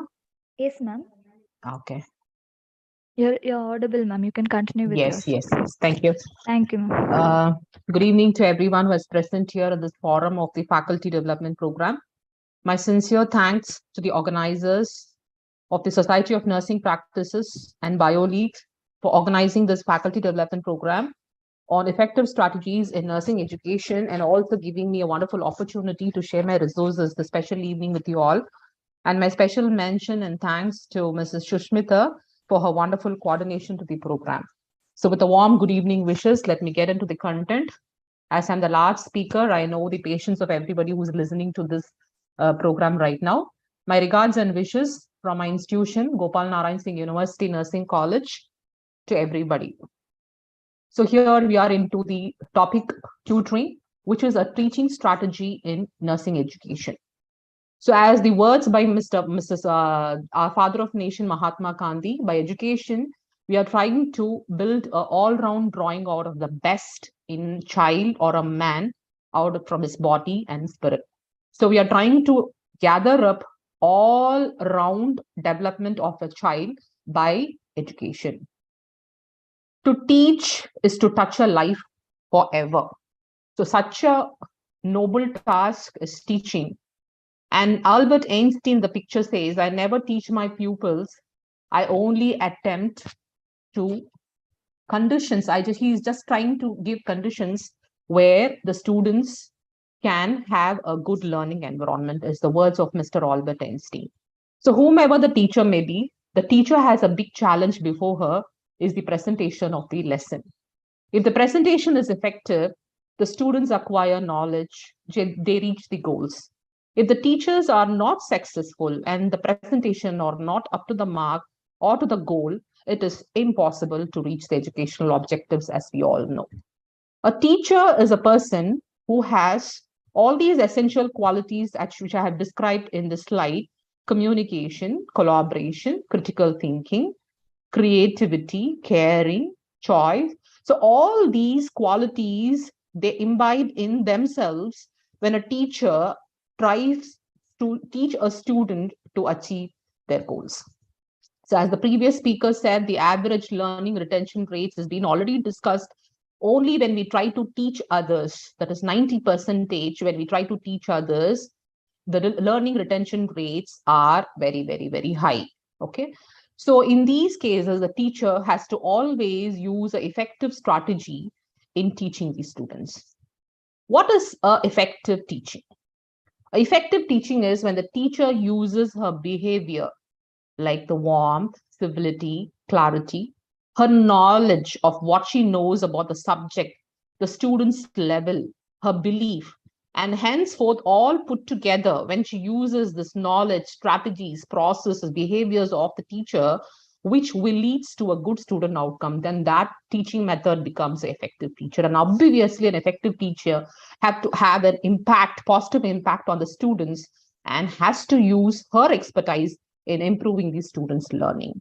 So any teaching which has got a positive impact on a student's life and an academic career is always considered to be an effective teaching. So by introducing skill sets, introducing new concepts, managing the classroom concerns, so all these are the qualities a teacher imbibes herself in teaching effectively to her students. Educators strives to use effective teaching practices to help their students. So not only one practice, as the previous speaker has already said, there are lots and lots of teaching strategies very well available. Not only one, we can combine everything as pertinent to the student's level. It can be combined so as effective strategy can be done. And for a successful educator can use all these teaching strategies for effective learning. So what are the teacher tactics? So teacher always doesn't go through the traditional methods of lecturing. She attempts to fix the knowledge in the minds of students. In this perspective, she tries to keep shifting from one strategy to the another so that the objectives are fulfilled, and also she enhances the effectiveness in teaching. So like she tries to use new teaching strategies, stimulus for timely responses, drilling the learned responses like demonstrating, redemonstration, increasing the responses by extra activities and so on. The skill or the tactic the teacher uses is that she doesn't follow the same strategy over a period of time, but she keeps changing from one strategy to the another often. So what is a teaching strategy? A strategy is nothing but a combination of different methods. When a teacher tries to achieve some objectives by any method, okay, but the objective is to teach the students, it becomes a strategy. It is a macro approach where she considers a lot of things in her mind, like the quality of the teacher, the students' needs perspective, the level of the students' understanding. As we teachers know, all the students are not same and different needs are there. It requires a macro approach. The main purpose of any teaching strategy is to create a conducive learning environment so that the student and the teacher have a better relationship in achieving the goals of teaching and learning. To broadly classify the types of teaching strategies, we have teaching strategies divided into autocratic methods and democratic methods. Autocratic, as you all know, the strategies are teacher-centered. The teachers only exercise full control over the student. Like, for example, a lecture method, a demonstration method, or tutoring also comes under the autocratic method. Whereas a democratic method, the strategies are child-centered. The interest of the student, the capabilities, attitudes, needs of the learners are all taken into account. Both the student and the teachers are equally active, and teachers works as helpers and guide the purpose. So here in democratic method, since the students are equally involved, it helps the students in the all-round development of the student. Example, it can be a discussion method, heuristic method, discovery method, project method, role play, brainstorming. All these can be the democratic methods, out of which what we are going to see about today is tutoring. It is an autocratic method of teaching. So why should we have effective teaching strategies in education? Because as you know, the education environment is keeping on changing.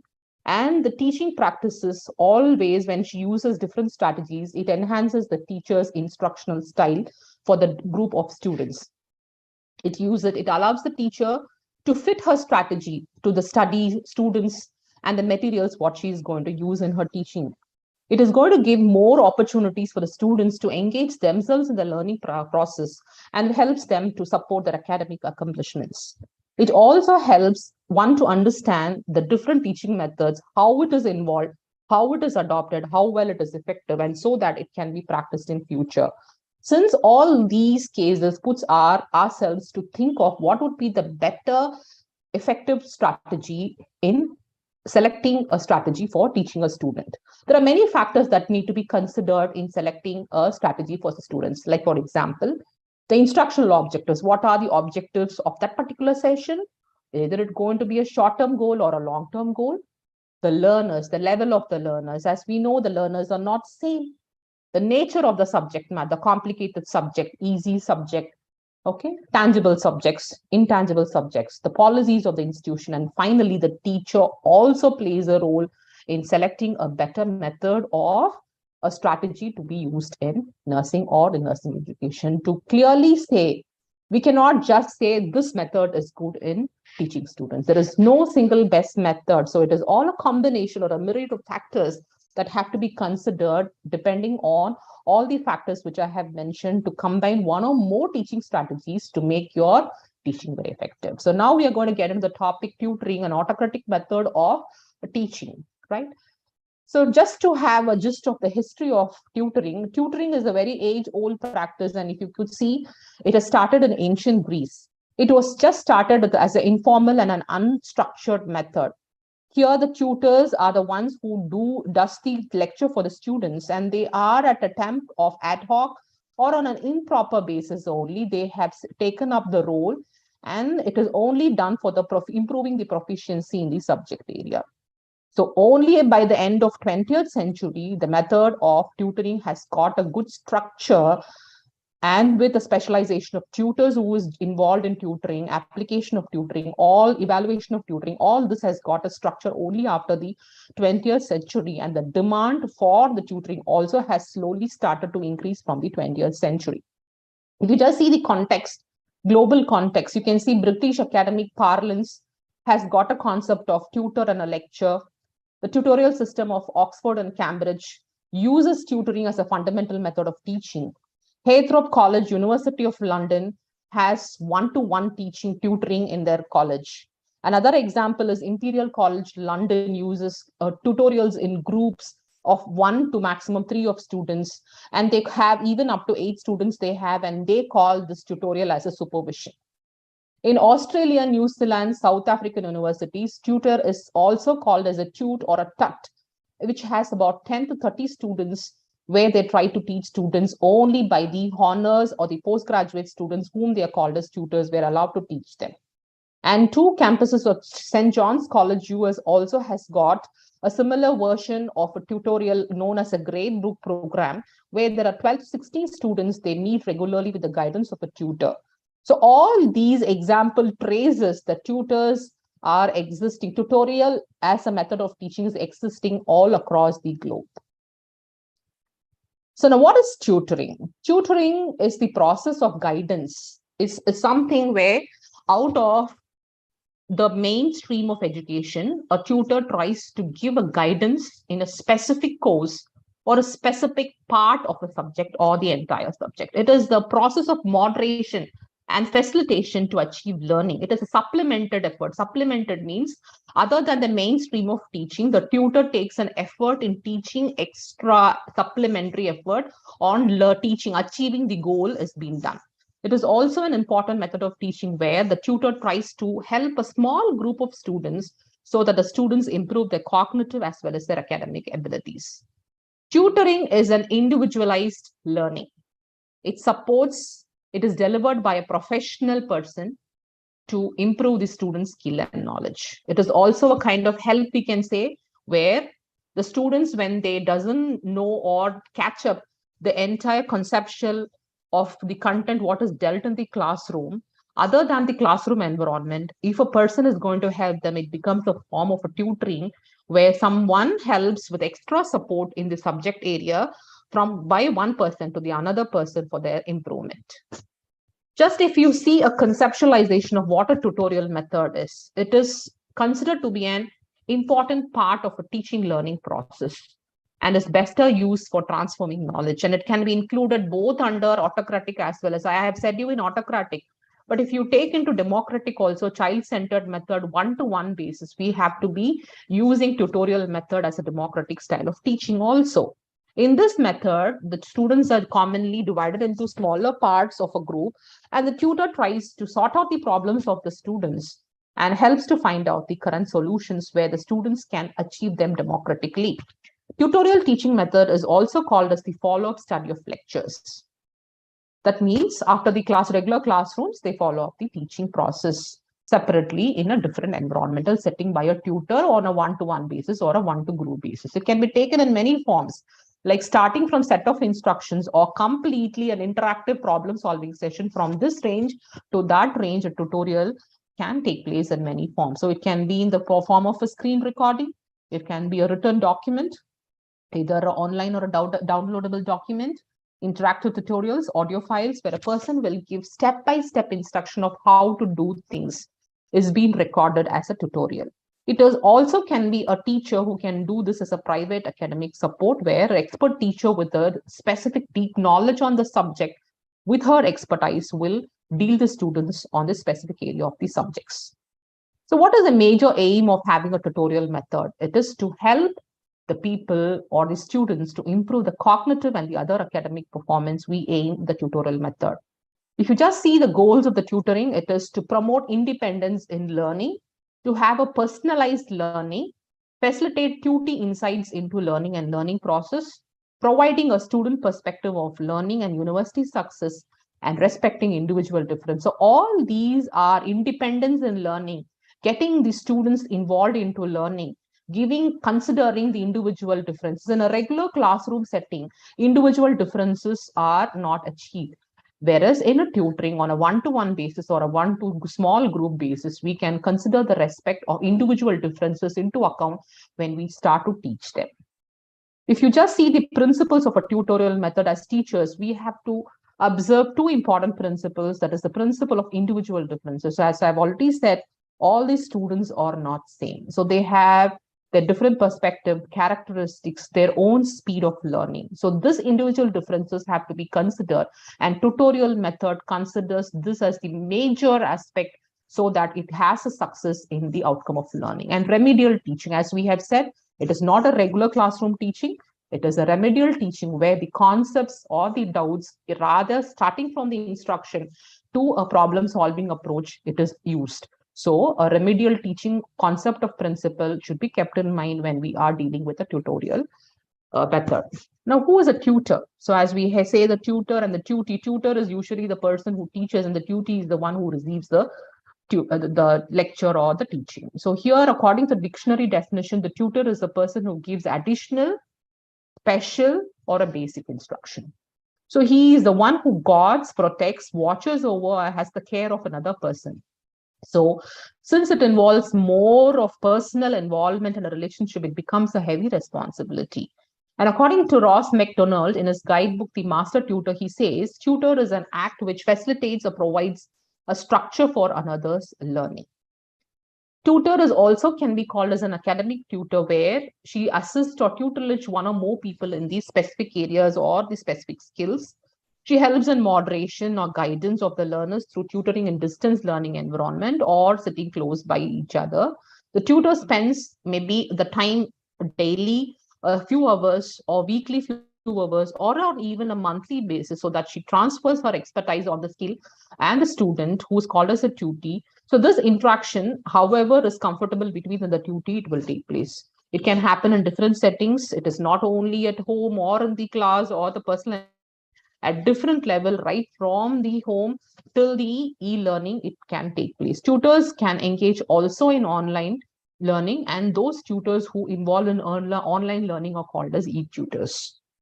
So there are specific characteristics or a teacher has or tutor has to possess as a good subject knowledge, since she moves close with each other. These qualities or the characteristics are expected in these students, in the teachers, for a better interaction with their own students. So she should have a good subject knowledge, good interpersonal skills, good communication skills to understand what the student tries to tell the teacher. She should be approachable. She should be accessible anytime when the students has a doubt, sensitive to others' needs, and mentors. They should be mentors and role models. And these essential qualities only can make up a tutor to be successful in her teaching. So to put into a nutshell, she should have patience. She should have the ability to teach. She should have the passion of teaching. It should not be just done as a responsibility. It should be a passion should be there. morality, maturity, skills, all these should be a quality imbibed in a tutor for a better learning outcome to take place. There are different types of tutorial methods available. So one is the supervised tutorial method, group tutorial, and practical tutorial method. The supervised tutorial method is where usually these group of students will be average intelligent, and teacher selects them and groups them. And she has a personal talk and time to time discussion she does in the supervised tutorial method. She expresses the difficulties and she tries to solve the problems of the students in the supervised tutorial method. And this method, students will both together come together and sort out some problems after the discussion. So this method is called as a supervised tutorial method. Whereas a group tutorial method is where the average students are collected together and the teacher tries to understand the difficulties of the students and they try to interact with each other and try to remove their learning difficulties. So this group tutorial method is considered very effective when the classroom level is very low from the point of view of students. The next method is called as practical tutorial method. So where in terms where the practical style of teaching, where the students are improvised in their physical skills. It is commonly used for both groups as well as individual basis. This tutorial is basically employed to achieve psychomotor objectives of the students. Their skill enhancement is being concentrated in the practical tutorial teaching. So there are other types of tutorial methods like vertical tutoring, where how a normal regular schools they try to adopt teaching. Like there is a complete transformation of how to manage, learn, and support. Okay, so it has got 3 goals. Usually vertical tutoring is done for improvising the learning outcomes, to make the teaching more easier and a fun-filled experience of learners, to improve the interconnectivity communication. So rather than the teaching the students, they will also have a connection between the parents, the staffs, and the students. They all interact with each other. And this is a complete picture of how it usually happens in schools and colleges. A computer-based, next method is computer-based methods. As you all are very much clear, it is a computer-based education, is a computer-based program which uses softwares, office suites where they will work in the office suites and other application, operating system interfaces, programming tool, or a video gaming. So all these, when these methods with the software are involved, we call it as a computer-based learning. So this can be of different types, like video tutorials ranging, interactive tutorials where the people will watch some short instruction movies or short instruction videos where they try to receive, exercise themselves looking at those videos and try to send them the feedbacks. And we also have webinars where the real-time lectures, online tutoring or workshops, all this goes about with these webinars also, which is also a computer-based tutoring. And we also have online tutoring. So online tutoring is using the technology, the computers, the broad-based connection, and other technological inputs. When you use, it becomes an online tutoring. So it is another way where it can be a scheduled or it can be a demand when we use certain applications on the other side. When these are incorporated, we also can call them as an online tutoring, like they use chat, whiteboard, or web conferencing, teleconferencing, online videos, and other specialized apps are also available so that the online tutoring can become very effective. And this online tutoring has come up with a good, overwhelming response, as we are right now placed as this FTP is going on in the online session only. So where we are apart in a distance way, and we try to connect up each other, sharing our resources is considered to be an effective and a very good method of reaching out people at different stages where they cannot come in presence. So paired with in-person tutoring, you can have a motivation for growth for both the tutors and the tutees. And if you just look into the advantages of the online tutoring, it is easily available, various subjects, notes are available, accessibility is there, it uses empowering techniques, technology, selection, flexible schedules. Whenever you're interested, you can get into it. And whenever you feel tired, you can postpone your schedules, expert assistance. It is a convenience of the learner as well as the teacher. The personalized approaches are used. Since it is one-to-one basis, personalized approaches of how well the learners are interested in different strategies can be adopted. It is easily affordable at a very low cost and high quality instruction, and it's got a value. So these are certain advantages of an online tutoring. So online tutors should be a content expert. So if you see the roles of a tutors, just like that, all of them cannot become an online tutor. So you should be a content expert You should have some online libraries, resource pathways, capture, so that you can retain big audiences under the online sessions. Always the tutor has to be available for 24 hours a day, synchronously or asynchronously. She has to involve in skill development and adoption of these knowledges into the e-learners. Values and works with diversity, because it is not one group of people is going to look into the online teaching sessions. It is going to be the diverse people population is going to get benefited out of it. So value and work the different people who is coming to learning, and mentor and creatively moderate these sessions. So when you have the skill of handling the online techies, you become a mentor, and creatively when you become an moderator, you will access all the qualities or imbibe all the qualities of how an online tutor has to be. So now if you just look into the slide, there is a difference between the traditional and online tutors. So lecturers or traditional, they were always on the stage for sage. Consultant, here online tutors, they guide by the side of the learners. Here in the traditional method, the teachers provides answers and contents where the tutors has expect questioners, and they design the outcome or the problem solving measures for the students. So here the tutors are solitary, they have a very superior role in traditional method, whereas online tutors are the members of the team they involve in teaching. Total control of teaching environment is taken by the teacher in the traditional method, whereas there is a shared control with the fellow learners, the online tutors. And teachers takes the power over the teaching experience, whereas online tutors tries to share the power with the students. So this is the basic difference between how a traditional and online tutors have the advantage, where comparatively traditional versus online tutors have. And we have other type of coaching or tutoring called academic coaching, where the academic coaching is applied to academics. It involves collaborative approach. It tries to help the students to learn which is the best way and how to operate in an academic environment. So the tutors tries to help the students in learning the materials in the individual courses, where the coaches also help the students to know how they motivate and tries to make them successful. Academic coaches meet the students regularly throughout the semesters.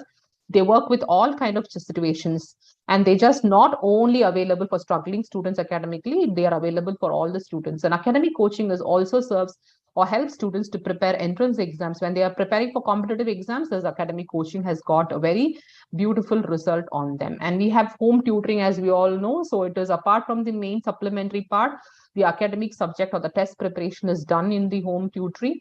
So here, in contrast to tutoring centers, these are centers tutoring process done after the school hours or the programs. The service is most oftenly maybe one-to-one or one-to-group also.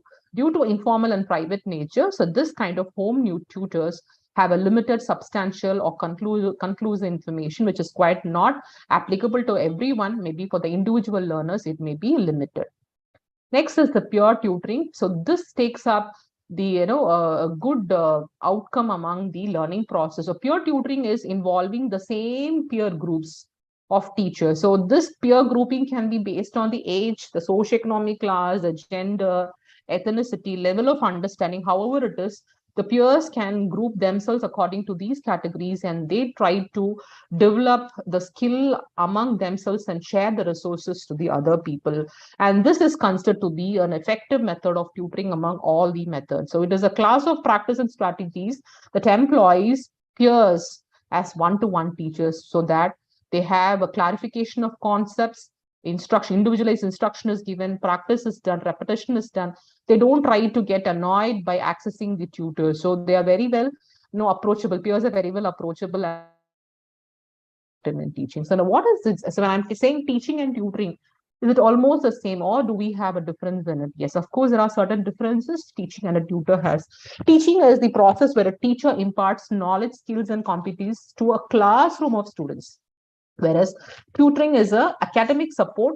It is done at the level of the students level only. And here there is someone is going to teach you a deep knowledge, and expertise is shared among the students at their own levels. Teaching involves a larger group of students, whereas these private teachers involve students either a one-to-one basis or a small group of people are involved in teaching. Teacher uses methodologies and skills and styles of learning, which majority she considers herself as good. But here the tutor facilitates personalized and flexible way of teaching to individual students. So here this is teacher-based, tutoring is student-based. Professionals involved in teaching should necessarily hold a pedagogical teaching degree, whereas it is not that required until and unless she has expertise in teaching that subject. These qualifications are not a grade considered in tutoring. Teacher receives a fixed salary, but your tutor receives a hourly rate as per the hours she spends in tutoring. Now, we have also seen the differences. There are also certain similarities. So here in teaching and tutoring, both the parties, educators and students, are common in both of them. So this aim of teaching and tutoring is same, that is imparting knowledge and skills to the students. Both teaching and tutoring facilitate the knowledge acquisition, personality development of students. Teacher and tutoring can take place inside either physical classrooms or online. And both teaching and tutoring professionals earn a wage. Unless they are working for charity, they are being paid. So these are certain similarities, though they have differences, as these three concentrating circles have some meeting at each other. So these concentrating circles, when they overlap on each other, the similarities are also common among them. So a teacher, tutor, and e-tutor shares most of at a point, they share major similarities also. So how this tutorial method process? So usually all the class of students are divided into different groups based on the common features like excellent students, average students, or whatever may be the male or a female, they are divided. The division is made on the basis of the difficulty. So basically, tutorial method concentrates on the difficulties of levels of students on the learning the subjects. So every group is handed over by different teachers separately. The teacher now will find out the individual problem of the students, and she will try to guide the students individually so that the problems are removed. So group teaching and group guidance also can be given if one-to-one basis is also not available. So here, before she starts up a tutorial style of teaching, she has to establish a good rapport with the students. She should know the ability, interests, and potentials of the students. She should do a tutorial only as a remedial and a supplementary instruction. If she is going to take the formal level of a teaching that takes place in the classroom level, the attention span of the students may be less. She cannot grab the attention or the interest of the students. Also provide individualized and personal instructions, and appropriate evaluation and feedback is very, very, very important in tutorial style of teaching. So how you can proceed? There are three important steps of proceeding a tutoring method. Like first, you have to identify or diagnose the class of what is the problem in understanding the content of the subject taught. Next is the prescription. The teacher tries to relate the teaching methods based on the needs, abilities, and the capabilities of the students. And this becomes absolutely the prescription part, where the teacher tries to sort out all the issues through her prescription form. And then as finally, she has to evaluate her teaching in terms of learning outcomes of the learner. So these are the steps that a teacher or a tutor has to follow in doing the class. And now what are the merits? As we have discussed the tutoring method, it has got certain merits and demerits. The merits is it is a remedial teaching. It doesn't require the previous knowledge of the student. So however the student is, it is accepted by the tutor. Every student has a chance to express his problem openly and individually. Individual differences of the students are taken into consideration. However, you are intelligent or you're very submissive in learning. So all these are taken care of in tutoring method. It improves academic performance and study habits of the learners. It gives a full freedom for the students to express and seek clarification on the problems. It helps the students in achieving the skills like cognitive, affective, and psychomotor domains. It helps to improve your social and behavioral skills.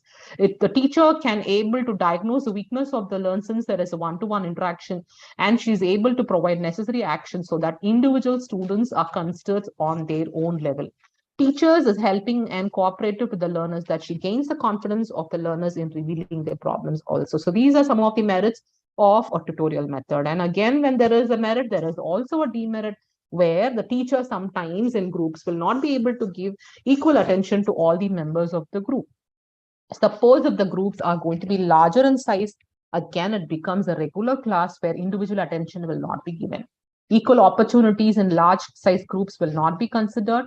The teacher cannot solve the problem related to his or own subjects. If it is other than her expertise, she may fail in clarifying the issues. Since the classes may be overcrowded, it is very difficult for the tutors to solve the problems of each students in each and every individual subject. So tutorial method only will be successful in one or smaller groups of 2 to 3 in number. The schedule allotted for teaching is so tight that the remedial teaching is not possible at each and every step. Even in tutorial groups, jealousy or feeling of jealousy of a good attentive students comparing to a poor student may be present. Even in tutorials, equal opportunities are not provided to all students. Some students who dominate this tutorial group is also existing, which may be a demerit of the tutorial method. Teacher sometimes becomes biased and does not show equal interest towards all the group members. So now what are the few suggestions for effective tutorial method? You should make students or encourage students to raise their difficulties. You have to form the groups based on the child psychology. So the groups have to be of similar characteristics and similar level of understanding so that this jealousy or competitiveness is very less among the students group. You should prepare a proper lesson for each session before the teaching commences. A clear instruction should be given before starting any activities. It should be cooperative. The teacher should be sympathetic. She should have all patience towards weak students, and she should not become restless in teaching weak students. For effective tutorial, the timetable should be followed for common understanding of the teacher and the students, and use relevant examples in tutoring sessions. Students of same capacity, of same weakness should be kept in same group. The teacher should be unbiased and give equal chance for everyone to progress. She should be done by experienced and expert teachers, and students should be motivated to tell his problem frankly so that it can be sorted out. And there should be some criteria. When you're trying to form tutorial groups, you should have certain criteria which is justifiable so that equal members of characteristics in the groups are given. It is a moral duty of the tutor to be just for his pupils every time when they are in need. The teacher should be sympathetic, cooperative. She should have patience, and she should opt democratic behavior so that the students are also equally involved into the discussion so that the tutorial teaching method becomes successful. So how this tutorial method, so after all we have studied what is tutor method, the process, steps, the characteristics, etc., how it is applicable in nursing. The common teaching strategies, there are a lot of strategies which the previous speaker has already said about the strategies which we can use in nursing, like starting from lecture till your tutoring, reflective exercises, collaborative texting. So all these are used in nursing. But why tutoring in nursing is important? Because nurse educator always involves us nurses in training to become in rendering a best patient care services and important healthcare concepts and diagnostic illness management and medication administration. All these concepts are equally important, where the nurse educator tries to prepare the nurses in all-round management of complete patient care. There are many strategies. As we know, it has been used in classroom and clinical teaching. Not even one single method is good. You have to combine everything together. So as the nursing students are also with different characteristics and different learning perspectives, so tutoring can be a best method to teach the students of weak, so good students, good performance students or intellectual students can, with a little support, they can come up. Whereas the tutoring is the best method in improvising the students, nursing students who are at the, who shows not a better performance in the study. So reviewing the tried and test teaching strategies, nurse educator should have a student's engagement, retention, and skill building. So all these are important in nursing. So these tutoring is important also for preparing competitive exams. So in all these cases, tutoring method is considered to be best among the other method. It is not a best, since it has got one-to-one basis, or you cannot define this only one particular method as an effective method in teaching strategies for nursing education. A combination of methods, and effectively tutoring is very effective in concentrating on students of under average performance. A professional nursing tutor, she has an additional nursing instruction and she helps the students in preparing a complete nurse. So unlike teachers or professors, they will have more time spent with the students, the trouble areas, they assist them in developing proper study strategies to improve. So now what are the characteristics that are nursing tutors, as these are the responsibilities, as we all are nurses and we have different nursing tutors available in our colleges. We know the different workloads of a nursing tutor.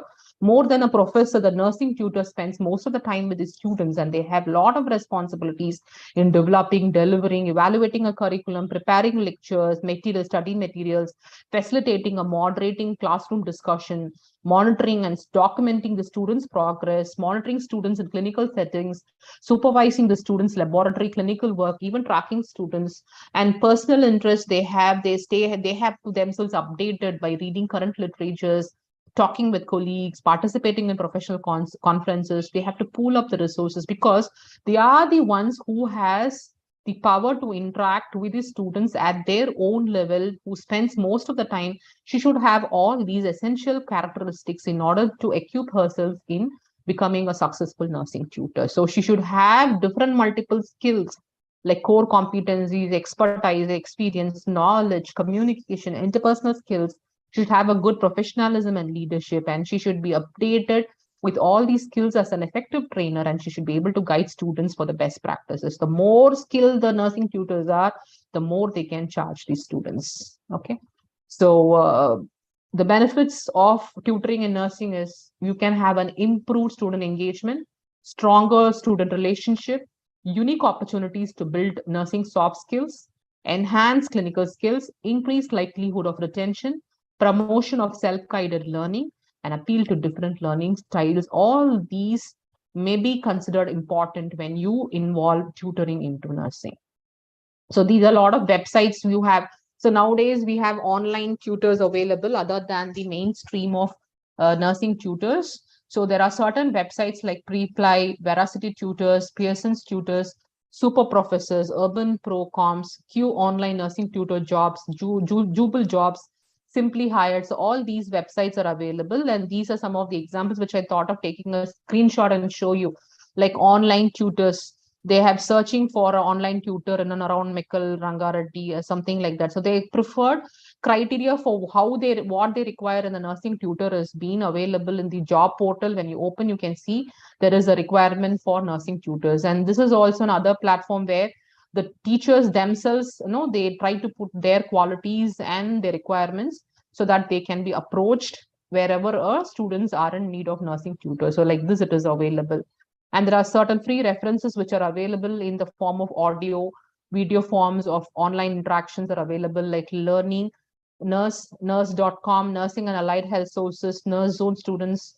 And all these are helpful for the students as free referencing, where a lot of recorded videos and tutorial methods are available in these platforms. And coming to the certain research studies of using tutors, you can see personal tutoring is being done as a study for a supportive relationship experience. The study found out that the personal tutoring is perceived by students and tutors as a supportive relationship, contributing for both of the personal and the professional relationship for the student and the nurses. There is another study which has studied the effectiveness of the peer tutoring, and peer tutoring has found to be very, very, very effective, so that the program has shown a very positive response in improving the academic performance of the students by using a peer tutoring method. Okay, so this is all about the few studies which I wanted to tell you on. So finally, to conclude, tutoring is considered to be a fundamental strategy for achieving an academic success. So as we know, the nurses encounters a lot of multiple difficulties, and improvise their academic career affect. So there are a lot of challenges what a nurses face. So out of all these methodologies, a poor to an average student can target tutoring, and tutoring can be considered as the best teaching strategies for one to progress and to also to pass the outstanding students. So this tutoring can be considered as effective tool for both the students and professors, so that the academic performance in failed subjects has to be concentrated on. So more than the intelligent students, the tutoring is the best part in training the average and the below average students. So thank you all for your patient listening. Thank you.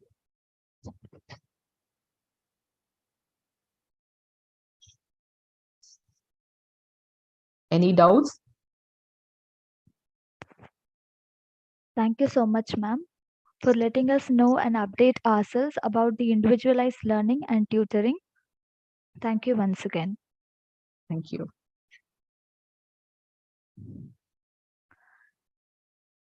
Now it's time to welcome our last speaker of the day, J. Nesamani Sonja, Assistant Professor, Department of Obstetrics and Gynecological Nursing, College of Nursing, Aligarh Muslim University, Aligarh, to take Very over the good. session on nursing education and professional development. Over to you, ma'am.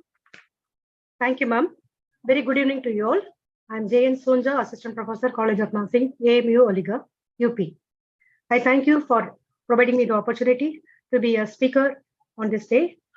I am also very thankful to the whole team organized by Society for Nursing Practice.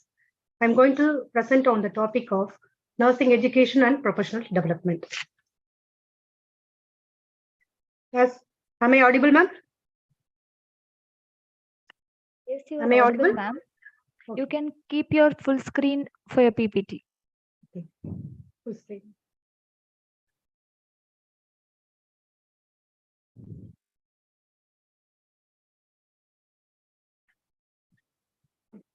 Yes, ma'am, you can continue. Yes, I'm going to present on the topic on nursing education and professional development. Everything that happens in relation to the educational program. So we have to have the special attention, or we can say we have to have educational programs to improve the knowledge and skills. Nursing is a profession that has a long and rich heritage, and it is focused on especially the individuals, families, and communities to attain recovery and maintain the optimal health. Nursing in both, it is we all know that it is an art and science, and it is historical development shown as the base for understanding what nursing is and how it is organized. No health without a workforce. No workforce without nurse and midwives. No health without a workforce. No workforce without a nurse and midwives by WHO. Faculty development programs have proven to be successful for improving the teaching skills in higher education. It has been long believed that the most important resources that any institution of higher education has its faculty members who teach knowledge and skills to students. So it is very important that we should have the higher education. However, during the first half of the last century, it was assumed that the competent basic scientist or clinical professional would naturally be an effective teacher. So we should have the competent teachers both in the college, as well as we need to have them in the college and as well as in the clinical area. That's why the higher education institutions of nursing is particular. In the last decade, we have been concerned with the quality and constant updating of the study programs so that the training of professionals is relevant to the demands of a constantly changing world. So we should have to focus on the quality and constant updating. We should have the update knowledge about the changing environment or the situation or the current data. Then what are the needs that we have to improve in the competencies? Like first one is we have to concentrate on the soft skills. Soft skills, especially we have to focus or we have to concentrate much on the empathy. Empathy, as we all know, it is that we have to feel with the patients. Like we should have the good communication skills. We should have the listening skills. We must have the networking, and we should have the time management and organization skills. So we all know soft skills is a personal attributes that supports the situational awareness, and it enhances. Usually, it will be mainly for the emotional intelligence. There are many kinds of roles in the nursing sector. They have different work environments. Like we have to have the much responsibilities that the nurses should take part. The first one is they should have the nursing skills for registered nurses. They should have the nursing skills for practitioners. Then they should have the good people like the nursing assistants. They should more focus on the nursing skills. Through the faculty development program, they have to enable the researchers to improve the knowledge and skills. And we have to improve the very good behavior, like we should be a good teacher, we should be a good educator, we should be a like leadership qualities we should have, then we should be a good manager, we should be a good researcher and academicians. Now we will see the professional curriculum development. We are having the curriculum, which was latest. We are currently we are having the INC syllabus given for BS nursing program, and it is we can make out the difference, and we should have the update knowledge of the credit points of the current curriculum. So we need to have the assessment. First of all, we have to decide accordingly. We have to put the plans and we have to practice it by implementation, and then the output or the evaluation we have to check or we have to see the feedback. Outcome-based curriculum that includes the aims, the desired outcomes, or that one will be combined with the teaching and learning method. And accordingly, that will be, we have to much focus on the assessment of the students' evaluation. We should assess the students and we have to evaluate accordingly. Then we should have the 3 areas that we have to concentrate. Whatever the curriculum which was planned already, that should be learned and it should be taught. So there are 3 interlinks we can see here in this picture. The learning outcomes should be always, it will be like, it will be have a future tense. It will be always, and identify that what are the important things to be noted or the requirements we have to prioritize accordingly. Then use the language which students can understand. So we have to teach or we have to go to their level and teach. Then be achievable and we should be accessible also. Then what are the, how will we get the, we will teach the assessment. First one is the performance review. Then workplace-based assessment. Then critically appraised topics, OSCE, critical appraisal papers, essay papers, MCQs, and SBA. Skills needed for the nursing education. First of all, we should have the good communication skills that I have already mentioned. The second one is creating a healthy work environment. We should have a very good, or we can say healthy environment should be maintained in the college or working place. Then collaboration. We should have the good, like with the other good relationship with the other health team members, like doctors and paramedical workers, and in the ward, in charges and nursing superintendent, all the people those are working in the hospitals. Then we have to have the good decision-making abilities, and we should be like a good mentor. And their work should be delegated to others also. Like in simulation. In simulation, you all know, this is what we have practiced nowadays. In all the colleges, they are started to doing this. First one is like simulations or instructional scenarios where the learner is placed in the real life situation. So they will learn like for in manicure and CPR, they used to practice and they will do it in the clinicals accordingly. So it is like a practical aspect. They can go through the real life situation and then they will practice it accordingly in the ward or related to in the clinical areas. Then second one is creating a healthy work environment. You have to provide a very healthy environment. And the same thing I told you in the previous slide, it is necessary to have the good skills. Then how will we assess the learners? The performance of reviewing on the working place, we have to see the OSCE. Nowadays, we are having OSCE on OSCE. So it is a method of evaluation given by INC syllabus. Then virtual simulation in nursing education. So here we can see like patients, just like a mannequin is kept in the bed. So we can do like for the midwifery, like pre-eclampsia patients, we can keep and we can do the care and we can show them to the patient students and they will learn the virtual simulation. Through that, they will learn these things better. M-learning. Mobile learning is a very good, or we can say very exciting approach to learning that has the possibility of changing the nursing education. It provides the learning. So it is a source, we can say like on every day we are using this, and at the time of Corona, everybody are much focused on the online classes like Zoom and all we have used. And that platform we have taken the classes. It is very, very useful one. And research aspect. So we have to highly concentrate on this teaching learning aspects and the process. And we can guide the students like in research projects, we can help them out and we can use that. Research plays an important role. So it has the highest compact. It has we can say that it has collaborators also. Research planning also should be made to teach, because we have to evaluate our teaching. So we need to research also for how we are making the curriculum, how it is whether it is effective way or not. For that, we need to have the research planning. So first thing, we have to have the idea and we have to have the supporting ideas, then literature review, then concepts analysis, then proof of concepts. protocol we should keep, an ethical review process.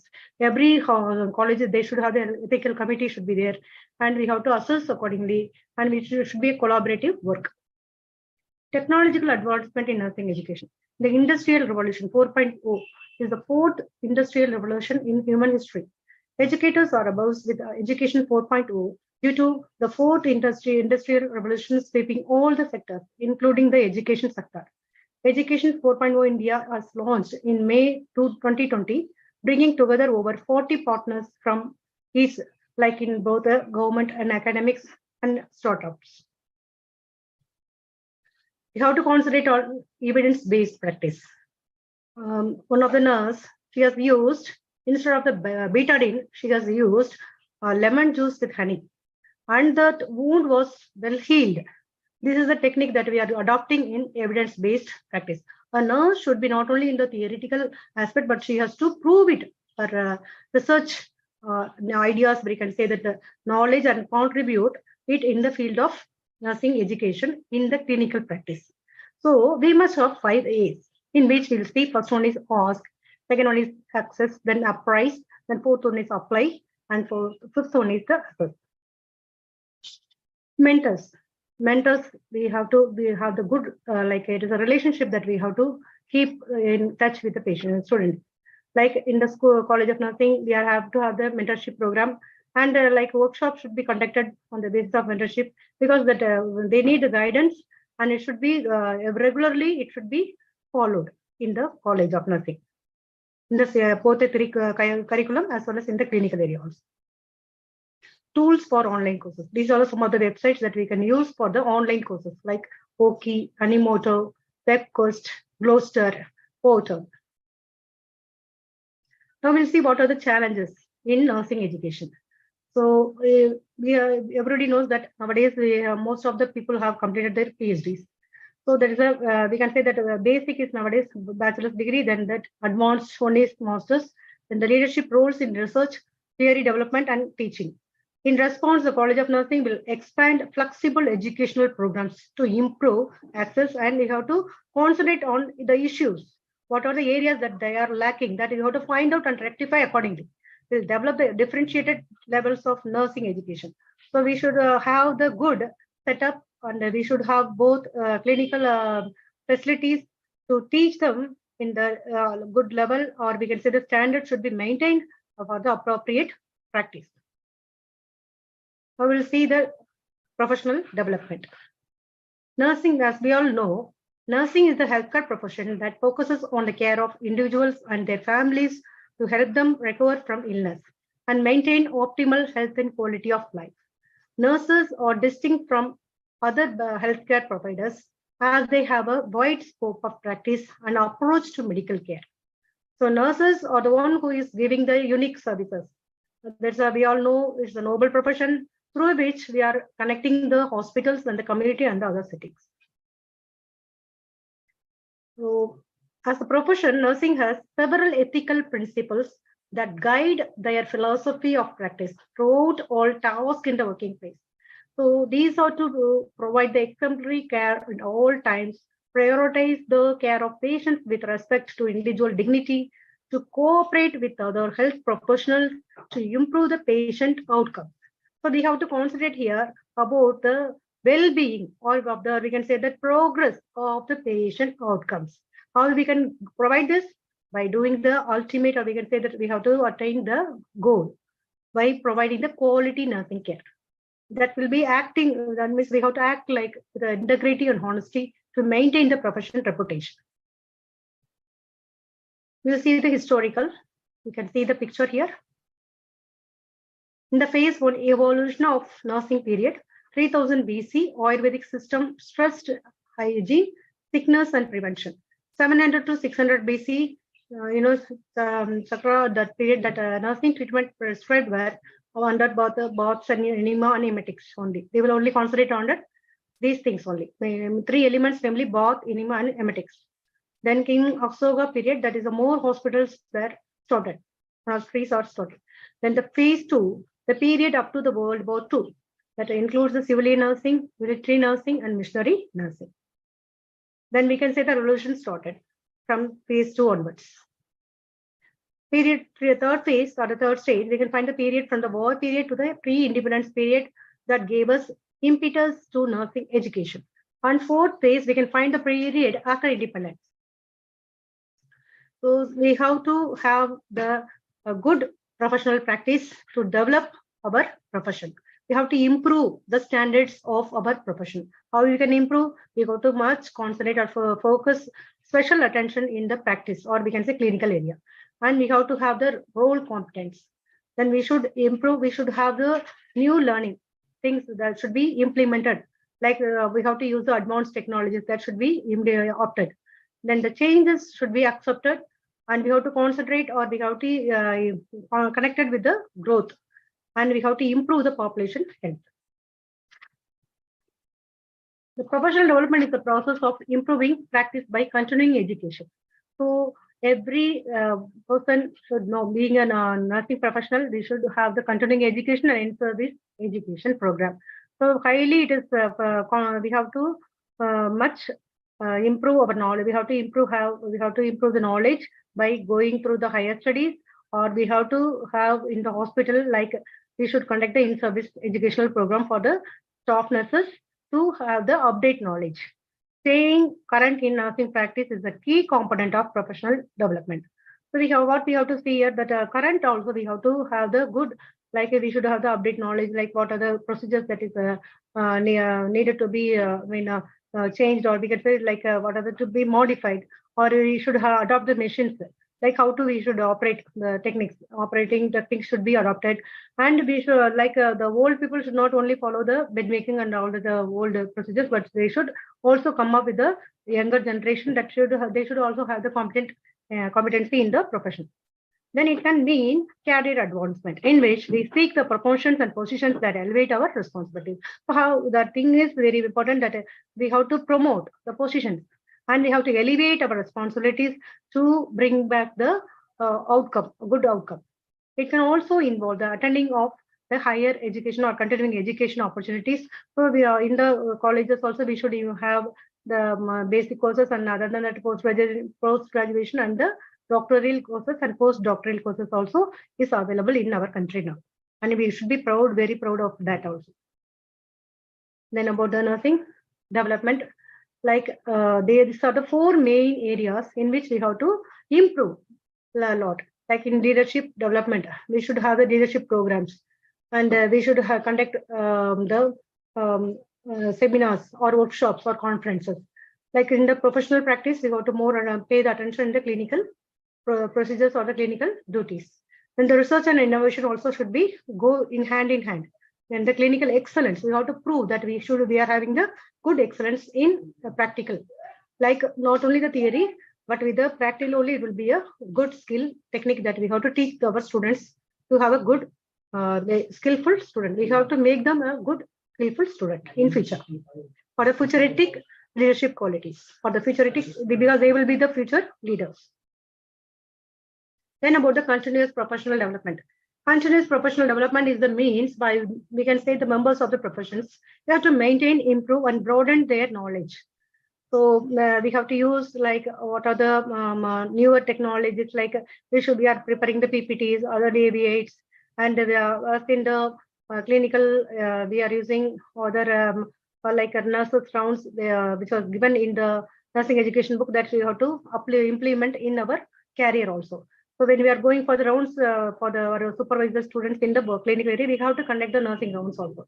So that and all that students have to develop the skill, and they should have the personal qualities, and accordingly they will be the good futuristic leader in like they will also have the good standards in the professional career. The need of the professional advancement to ensure the safe and effective nursing care. So like quality nursing care, the quality we have to provide, like we have to evaluate whether we are having the scale to maintain, whether we are evaluating the students after the posting, clinical posting. So that one, everything should be planned, and it should be clearly mentioned, and what are the things that they have to they are lacking, that also we have to guide them, and we have to sincerely we have to teach the students in the clinical area, and the evaluation should be made accordingly. The both same thing in the theory also. We have to teach them effectively and we have to take them the test, and we have to evaluate accordingly. And the development of nurses by updating their knowledge. So then we can say career advancement. This is what the previous spokesman was saying. The same thing. Specialized nurses roles we have to concentrate, and there are specialties that we have to concentrate to address the bringing, or we can say change, or the needs of this. According to, we have to concentrate on the need of the society. We have to have the good ideas to what are the changes that we have to bring out. That in the current system, it means to improve the standard only. Then nurses with research attitude and preparations are needed. So you have to have the good scholars. We should have the good research scholars skill program. We have to conduct. We have to give them scholarship. We should have them. We should have the this one stipend we have to give for enrolling them in the research concept, or we can say that the online certificate courses we have to encourage them. So some of the things that we have to make them to have the good higher learning. They should have the newer knowledge. Then about the administrative position. So nurse in administrative position need to increase their understanding of administrative procedures. Then they have to have the specialized nursing services that should be rendered. Because in nowadays it is only lacking because everyone are focusing on specialized, but they are not bothering about the total care of the patient. So we should not neglect any basic care also. So it should be planned program, and it should be increase the competencies in the practice now. Then we can see here the practice model in which we are having the input and throughput and output. So input, we can say the environmental scanning and the practitioners, and we can see so that how much we are putting the effort. Like there are education is there, and the role development, collaborative partnership, research, and the onboarding, or we can say orientation, competency managers. Together there are 5 important things. And other than that, standards of, we can say, nursing practice that we have to concentrate, and together we will see the outcome. It will be it will be in our public health. It should be like the changes, what are the changes that we are bringing, and how we are motivating, and the learning skills are implemented, and that the learner, how they are showing their interest, and what will be the outcome that we have to evaluate at last. Then professional organization regulatory bodies in India. Nursing regulatory bodies are responsible for the licensing of nurses within their respective province and territory. So nursing regulatory bodies receive their authority from legislation, which gives them ability to set or reinforce standards of nursing practice, to monitor and enforce the standards of nursing education too. So we can see some of the important, or we can say regulatory bodies in India. First one is State Nursing Council of India, then the INC that everybody knows. Professional associations like the Trained Nurses Association of India, Student Nurses Association of India, and Nurses Research Society in India. So professionalism in nursing. It is an important quality for nurses. It is about upholding professional values, our attitude and behavior towards the patient.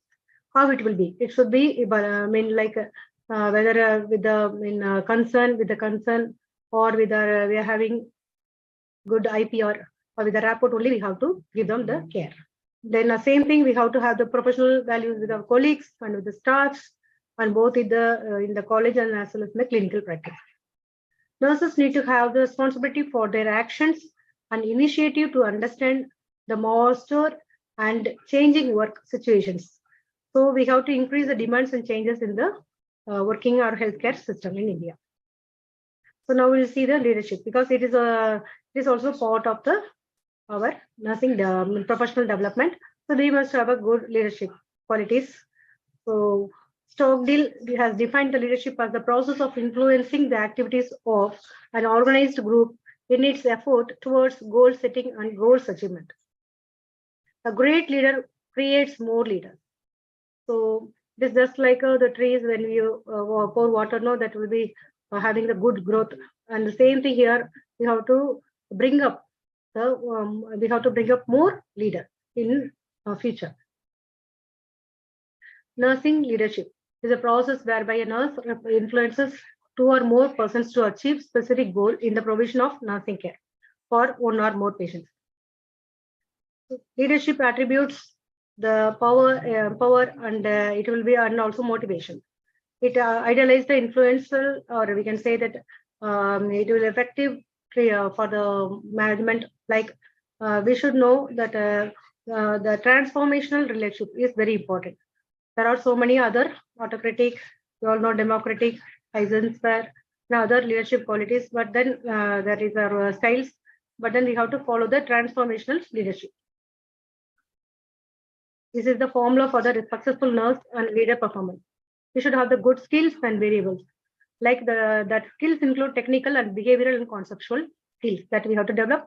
Variables that we have to include, like the motivational variables, the abilities, and the role clarity together makes that the successful nurse manager.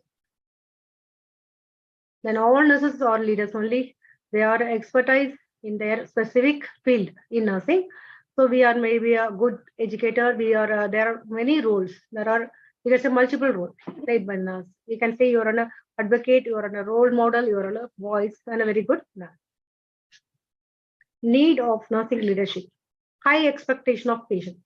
So there are why it is needed, because we need to have the leadership, because there is expected, the patient is expecting a lot from us. The new technology we have to adopt. That's why we have to have the good leadership qualities. Then increase diversity in the working place. So it is also very important aspect. Then greater accountability for practice. New special, or we can say that the spiritual focus also, that we have to especially concentrate on the spiritual focus of the mind-body connection.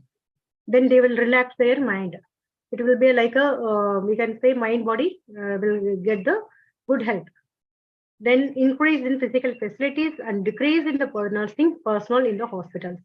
Then emerging social problems. So these are the things that are 4 dimensions we have to concentrate, like both physical, mental, spiritual, social. So that in the way that we can maintain the optimum health. The next one is like the leadership styles. I already told you the autocratic, democratic, licenses. Among these, all the best is the transformational. Transformational is helping, like it is a flexibility, and it is what is adopted now in the society, especially in the by the teachers or the mentors. Then about the same thing, transformational leadership, that includes any changes that you will inform immediately to the subordinates. Like we have to motivate, and it is a breach resistance. It is very, very, it is what the preferred by the people nowadays. Previously, the servant leadership also there, the time of like our Florence Nightingale time, and mother example, we can take the example from the good olden days, like the nurses, those who are committed, like they have done the style of that servant leadership style. Is an example of it. Qualities of a nurse leader. We should be like a good, assertive person. We must be a compassionate, and we should be dedicated. We must be educated. We must be honest and trustworthy and integrity. Intelligent and respectful, and respect for others also. We should have a good respect for others. Loving, and we should have the risk taker. And humble and sincere. These are the qualities we must possess. The leader must possess the following characteristics or qualities. Nurse leadership in India. Nurses form the backbone of India's health system, representing 30.5% of all the health workers in India. Nevertheless, the inability to train, retain, and deploy an adequate number of qualified nurses has been recognized by experts as one of the greatest challenges. It is estimated that India needs an additional 2.4 million nurses to reach their optimal number in the healthcare system. There is a lack of nursing numbers in pace with the population. The role is the decision making, and both in the clinical and public health domains. It's not well not at all recognized in India. Some of the challenges also is there, like you can say lack of, you can say the staff or recruitment. So that only we have to concentrate, because we cannot follow, even if you take an example of any private sectors, or whether it is private or government, they are not maintaining the ratio, nurse patient ratio. So we have to, in future, we have to consider, we have to see the ratio also. and then only we can give them the quality nursing care. Skills needed for leadership. Skills for communication is very important. Then creating the healthy work environment we have to provide. And the collaboration is very important, or we can say in that only we can maintain, or we can the global, or we can say that the health status will be improved through the collaboration system. Then the third we have to we can say decision making should be there, and then delegation of the work. Issues concern in India. Low position of nurses in the hierarchy of healthcare professionals, poor working conditions are there, low salary, outdated personal norms, inability to train, retain and deploy an adequate number of qualified nurses, nurses dominant gender identity within the socio-cultural context. Then we have to have like some of the people that completion of their courses, they want to migrate from one country to another country. So there are so many reasons for that also. So everything should be we have to keep it in mind that we have to go, if we are providing a good salary, then they will stay back in our own country. The key areas of the development. What are the key areas of development? We can say that the enhancement of the policy pattern. So it will be like in the hospital, according to the policy, it will vary. So, but it should be a properly regulated. They should have the proper renovation, or we can say that it should be like reviewed every time.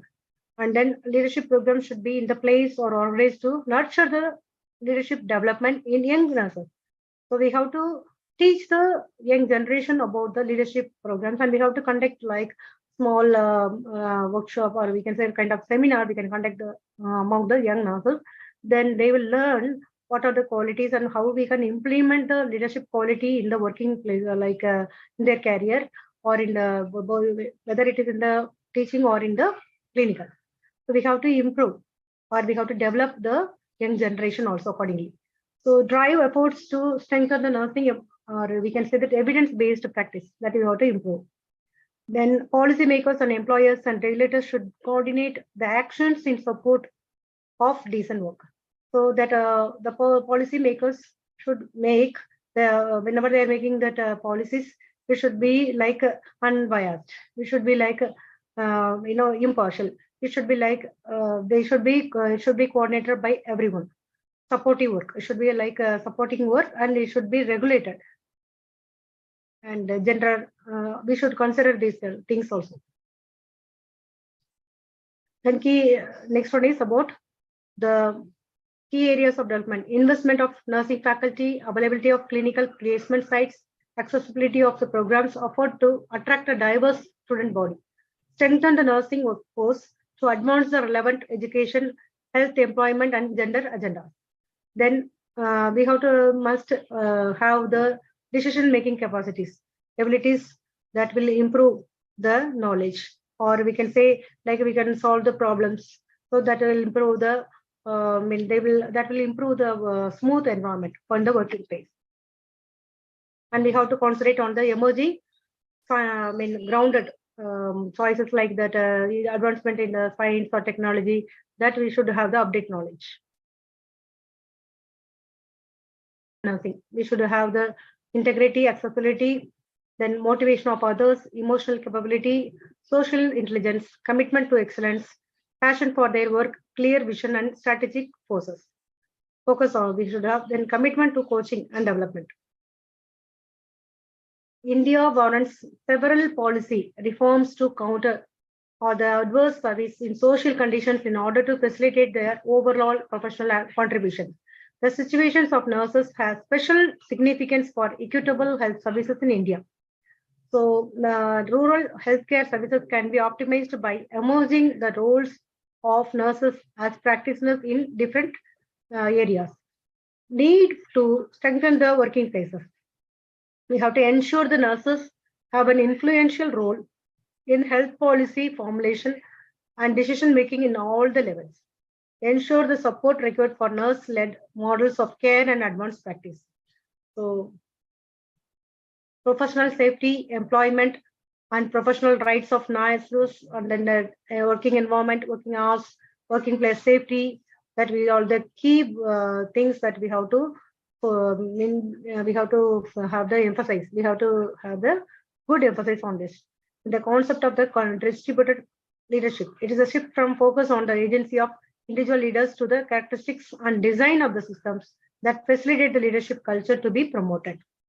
And like some of the things that we have to know, like in this, the predominance of the private sector and quality concerns in education. So there are variable quality of education is there. There are lack of advanced, advanced technology is there, but there is lacking in the infrastructure only.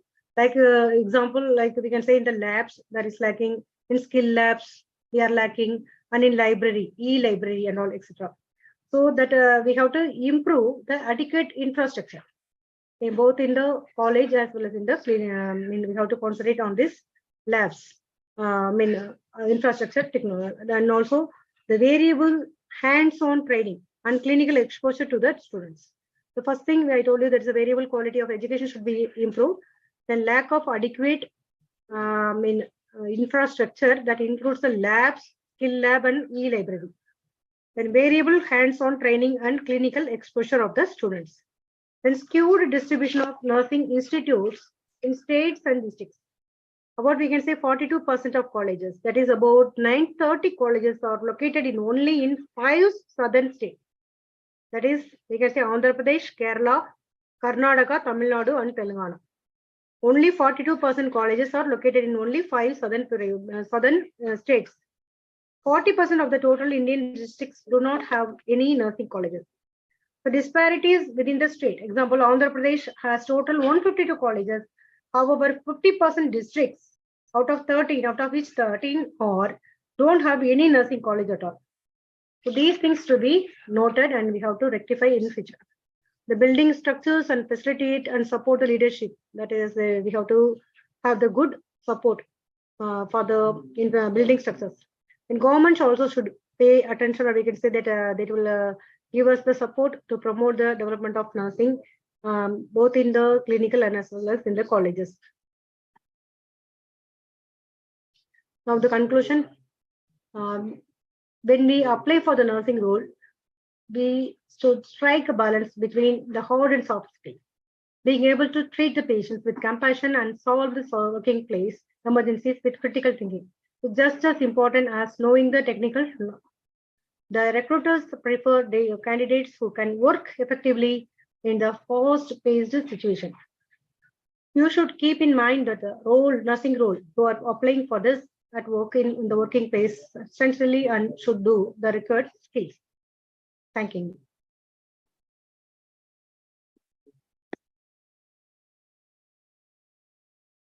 Is there any questions?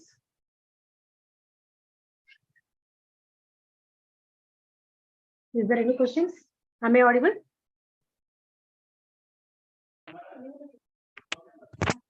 Thank you so much, ma'am. Welcome, ma'am. Thank you so much for the session on various professional development in nursing education. Thank you once again. Thank you, ma'am.